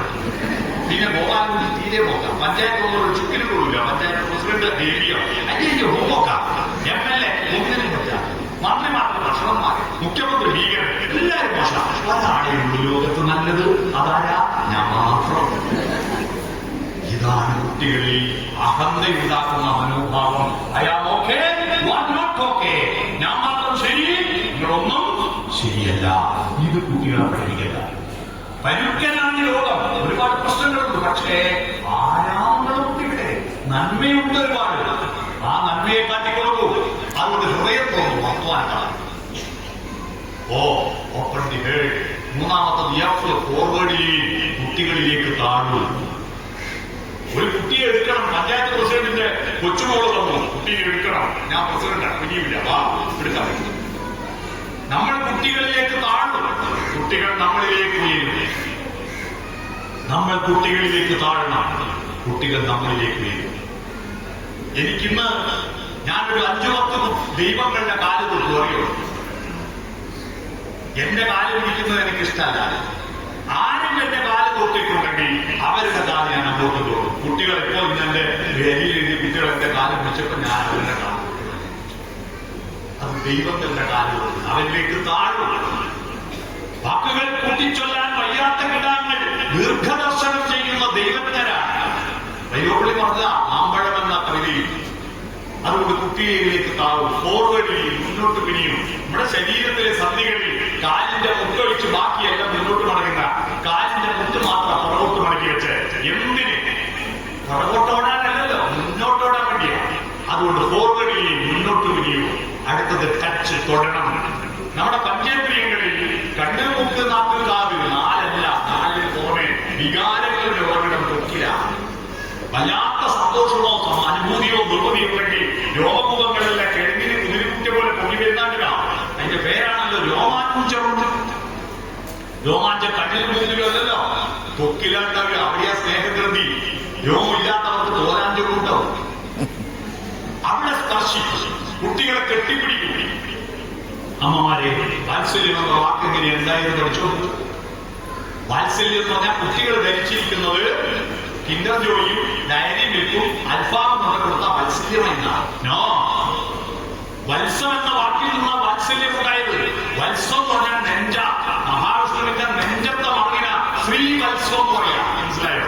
അങ്ങനെയാ ഗുരുവായൂർ ശ്രീവത്സം. മനസ്സിലെ ടൂറിസ്റ്റ് ഹോം ഈ നെഞ്ചിനോട് ചേർത്ത് പിടിക്കുന്ന ആ വാത്സല്യം കേട്ടോ ടച്ച് ചെയ്യും, പരസ്പരം കൈ കൊടുക്കും, കെട്ടിപ്പിടിക്കും, മൂതാവിൽ മുകരും, മുത്തം കൊടുക്കും, ചേർത്ത് പിടിക്കും, തൊടണം. ഈ ഐ കോണ്ടാക്ട് കണ്ണിൽ നോക്കണം. നമ്മുടെ പേഴ്സണാലിറ്റിയുടെ ഉറവിടം കണ്ണാണ്. അറിയുമോ? കണ്ണിലെ സ്വപ്നങ്ങളും പ്രതീക്ഷകളും ആർദ്രതകളും കാണണം. ആ കണ്ണിലല്ലേ, കണ്ണിന്റെ സൗന്ദര്യം നോക്കിയിട്ട് പണ്ട് പേരിട്ടിരുന്നു എന്റെ നാട്ടിലൊക്കെ.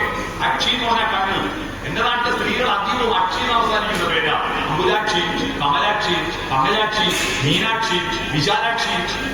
എന്റെ നാട്ടിൽ 9 വിശാലാക്ഷി.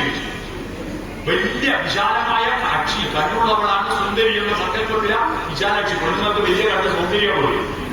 നേരെ തിരിച്ചിട്ടാണ് ആണുങ്ങൾക്ക് ചെറിയ കണ്ണാണ് സൗന്ദര്യം. അതുകൊണ്ട് ആ പെണ്ണുങ്ങളെ വിശാലാക്ഷി എന്ന് വിളിക്കുമ്പോ ആണുങ്ങളെ കുഞ്ഞിക്കണ്ണനെ വിളിച്ചു. മനസ്സിലായി? ആ കണ്ണിൽ നോക്കണം.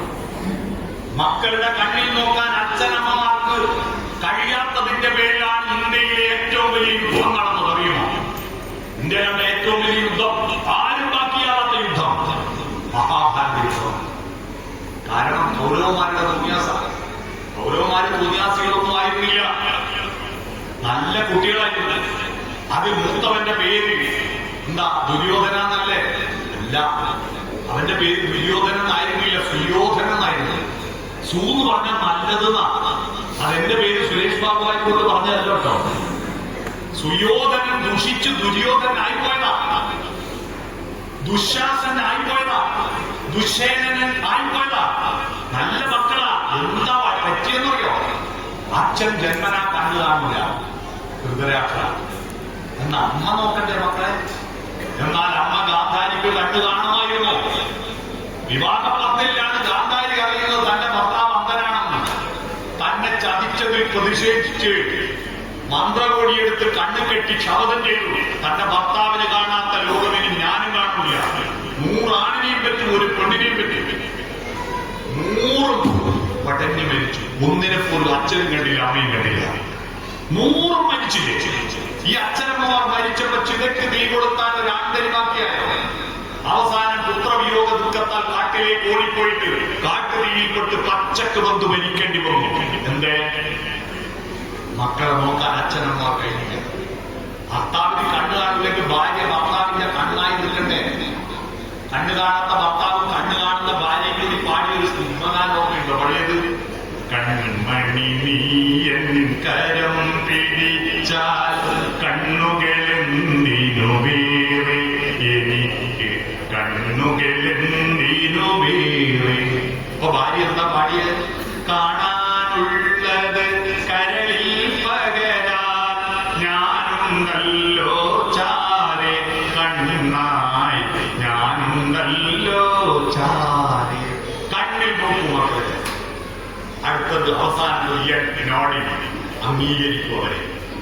നോഡിങ് എന്ന് പറഞ്ഞാൽ തലമുറക്കുക, സമ്മതിക്കുക, പരസ്പരം ബഹുമാനിക്കുക. ഭാര്യയായാലും മക്കളായാലും വീട്ടിൽ ജനാധിപത്യ ബോധം ഉണ്ടാവും. എല്ലാവരും പരസ്പര ബഹുമാനം. ഇത് വലിയ ആൾ നിങ്ങളുടെ അടിമയാണെന്നുള്ള സങ്കല്പം മാറ്റും. വീട്ടിലെ ഈക്വാലിറ്റി ഉണ്ടാവും. പരസ്പരം കേൾക്കും, സമ്മതിച്ചു കൊടുക്കും. അത്തരത്തിൽ പുഞ്ചിരിക്കുക, ഹൃദയം നോക്കുക, മുന്നോട്ട് വിരിയ, തൊടുക, കണ്ണിൽ നോക്കുക, തലകുലിക്കുക. സോഫ്റ്റനായ ഒരു കമ്മ്യൂണിക്കേഷൻ ഉണ്ടായാൽ നമ്മുടെ കുട്ടികൾ അത്ഭുതങ്ങളായ മനസ്സ് വിടരുന്ന കുട്ടികളാണ്. ആ മനസ്സിന്റെ ആകാശം വളരുമ്പോ ആകാശത്തോളം രൂപമുള്ളവളാണ് ദേവി. ആകാശരൂപിണി അന്നപൂർണേശ്വരി അഭയം തവ പദകമലം. ആകാശരൂപിണി നമ്മുടെ കുട്ടികളുടെ മനസ്സിലേക്ക് കയറണമെങ്കിൽ അവരുടെ മനസ്സിന്റെ ആകാശം വലുതാക്കുക. ആ മനസ്സിന്റെ ആകാശം വലുതാക്കുന്ന യൂണിവേഴ്സിറ്റിയാണ് കുടുംബവും ഗ്രാമവും. അവിടെ ഒത്തുചേരും. അങ്ങനെ ആ മനസ്സിലുണരൂ ഉഷസന്ധ്യയാ. അത്തരത്തിൽ യാഥാത്മികയെ 51 അക്ഷരാലെ ആയുധരൂപത്തിലുള്ളവരെ പൂജിക്കുന്നത് ഈ നവരാത്രി കാലത്ത് മാത്രം പോരാ. നിങ്ങളുടെ വീട്ടിൽ ഇന്ന് വിദ്യാരംഭമാണ്. ഇന്നു മുതൽ ആരംഭിക്കുക. എന്നിട്ട് കുറെ കാലം കഴിയുമ്പോൾ ചിലപ്പോൾ കുറഞ്ഞു പോകും. അപ്പൊ അടുത്ത അടുത്ത കൊല്ലത്തെ വിദ്യാരംഭത്തിൽ വീണ്ടും ഒന്ന് സ്ട്രോങ് ആക്കി വീണ്ടും മുന്നോട്ട് കഴിയുക. വണ്ടി സർവീസ് സ്റ്റേഷനിൽ കൊണ്ടുപോയിട്ട് നല്ല പുതുക്കിയെടുക്കുകയോ അതുപോലെ നമ്മുടെ മനസ്സിനെ ഈ സർവീസിംഗിൽ കൊണ്ടുവന്ന് പുതുക്കിയെടുക്കാൻ, അല്ലാതെ കുക്കിയത്തിൽ അക്ഷരം എഴുതി കൊടുക്കൽ മാത്രമല്ല വിദ്യാരംഭത്തിന്റെ ലക്ഷ്യം. നമ്മളെല്ലാവരും ആ വിദ്യയെ വീണ്ടും സ്റ്റാർട്ട് ചെയ്ത് മുന്നോട്ട് കൊണ്ടുപോകാൻ പറ്റുന്ന വിധത്തിലാക്കി മാറ്റണം. അതിനു വേണ്ടിയിട്ടാണ് ഈ നവരാത്രി. നവം രാത്രി എന്ന് പറഞ്ഞ 9 രാത്രി മാത്രമല്ല, നവം എന്ന വാക്കിന് പുതിയത് അർത്ഥം.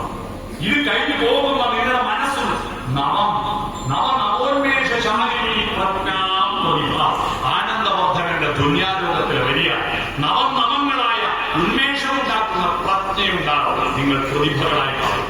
അത്തരത്തിൽ നവങ്ങളായ ഉന്മേഷമുണ്ടാക്കുന്ന പ്രതിഭകളെ സൃഷ്ടിക്കാൻ നമുക്ക് കഴിയണമെന്ന് മാത്രം അഭ്യർത്ഥിച്ചുകൊണ്ട് ഇങ്ങനെയൊരു ക്ഷേത്രത്തിന്റെ ഒരു നവരാത്രി ആഘോഷത്തിന്റെ സമാപനത്തിന്റെ ഭാഗമായി ഇവിടെ കുരുന്നുകളെ അക്ഷരം എഴുതിക്കുവാനും എന്റെ ചിന്തകൾ നിങ്ങളുമായി പകരുവാനും എന്നിവിടെ ക്ഷണിച്ച ഇതിന്റെ ക്ഷേത്രം ഭാരവാഹികളോട് ആദ്യം നന്ദി പറയുന്നു. രണ്ടാമതായി എനിക്ക് നന്ദി പറയാനുള്ളത്, സാധാരണ ഇത്തരത്തിലുള്ള പ്രഭാഷണങ്ങൾ വെച്ചാൽ രാവിലെ 10:30, 11, വൈകുന്നേരം 12 മണിക്കൊന്നും വേണ്ടത്ര കുറച്ചാളുടെ മുന്നിൽ എന്നാ വെള്ളത്തെ സമയാവുമ്പോഴേക്ക് ഭയങ്കര തിരക്കായിരുന്നു. എന്നാൽ മറ്റൊരു സ്ഥലത്തും ഇല്ലാത്ത മട്ടിൽ രാവിലെ പ്രഭാഷണം കേൾക്കാൻ മാത്രം തന്നെ ഇത്രയും ഒരു ജനക്കൂട്ടം നേരത്തെ വന്നിവിടെ ഇന്ന് ഇത്ര നേരം അടങ്ങിയിരുന്നു. നിങ്ങളെ നല്ല നമസ്കാരം സമർപ്പിച്ച് ഈ നവരാത്രി ആഘോഷത്തിന് എല്ലാവിധ ആശംസകളും അറിയിച്ച് ഞാൻ എന്റെ ഭാഷണം ചുരുക്കുന്നു. നമസ്കാരം.